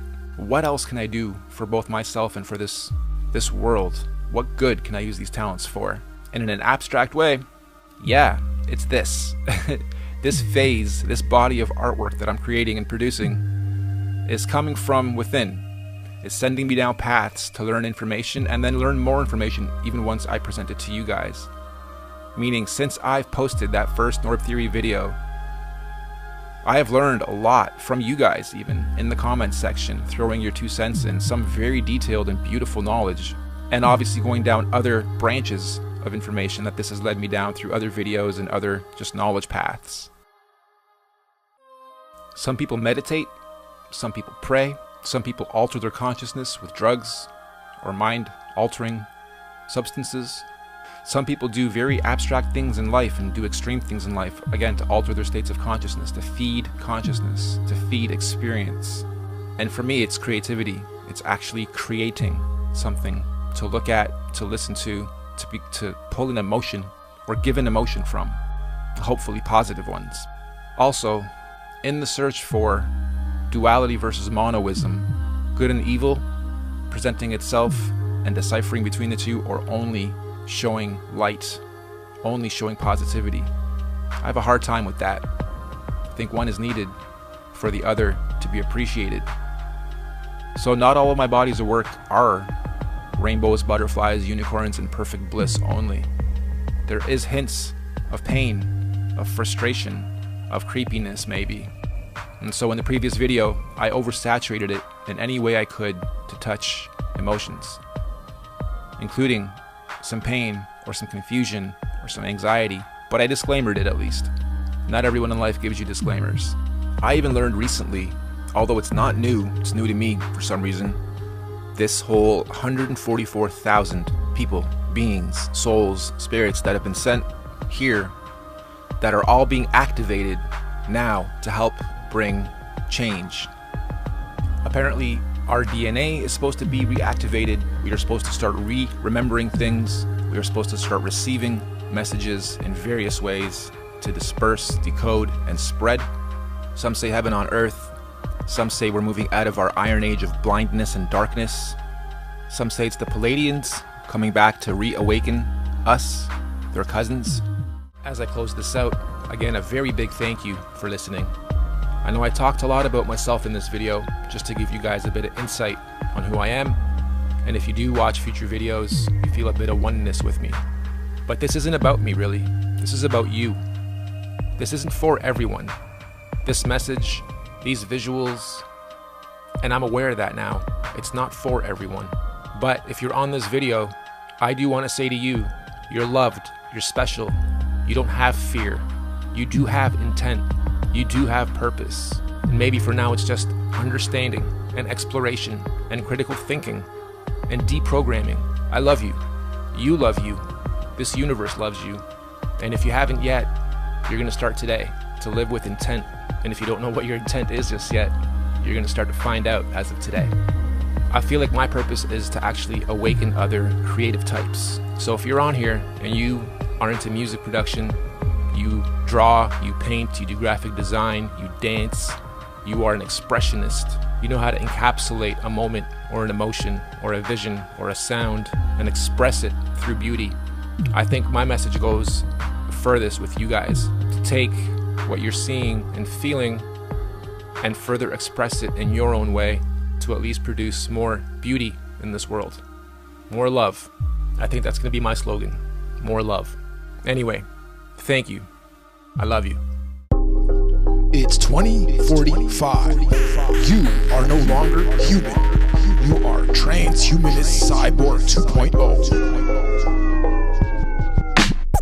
I'm I'm an automaton, a hybrid robot bitch. But they turned off my chip, now I can't eat, sleep, or do shit. And I didn't do anything wrong, I just voiced my opinion. But this algorithmic preemptive crime cop wouldn't listen. Now I can't be a natural human anymore, this war is a drip. I'm just a digital demon running on nothing but nanoscripts. Genetic, neurological re-engineering of humanity. Accelerate stem cell research and fast forward nanotechnology. Imagine being in a perpetual state of 10 orgasms. He didn't even need it, but Eve still managed to force the core at him. Human augmentation, fake reality laid over mine. It's almost real, just a few things seem out of line. I'm not sure what the fuck is real anymore, girl or a guy. We're all transformers now, more than meets the.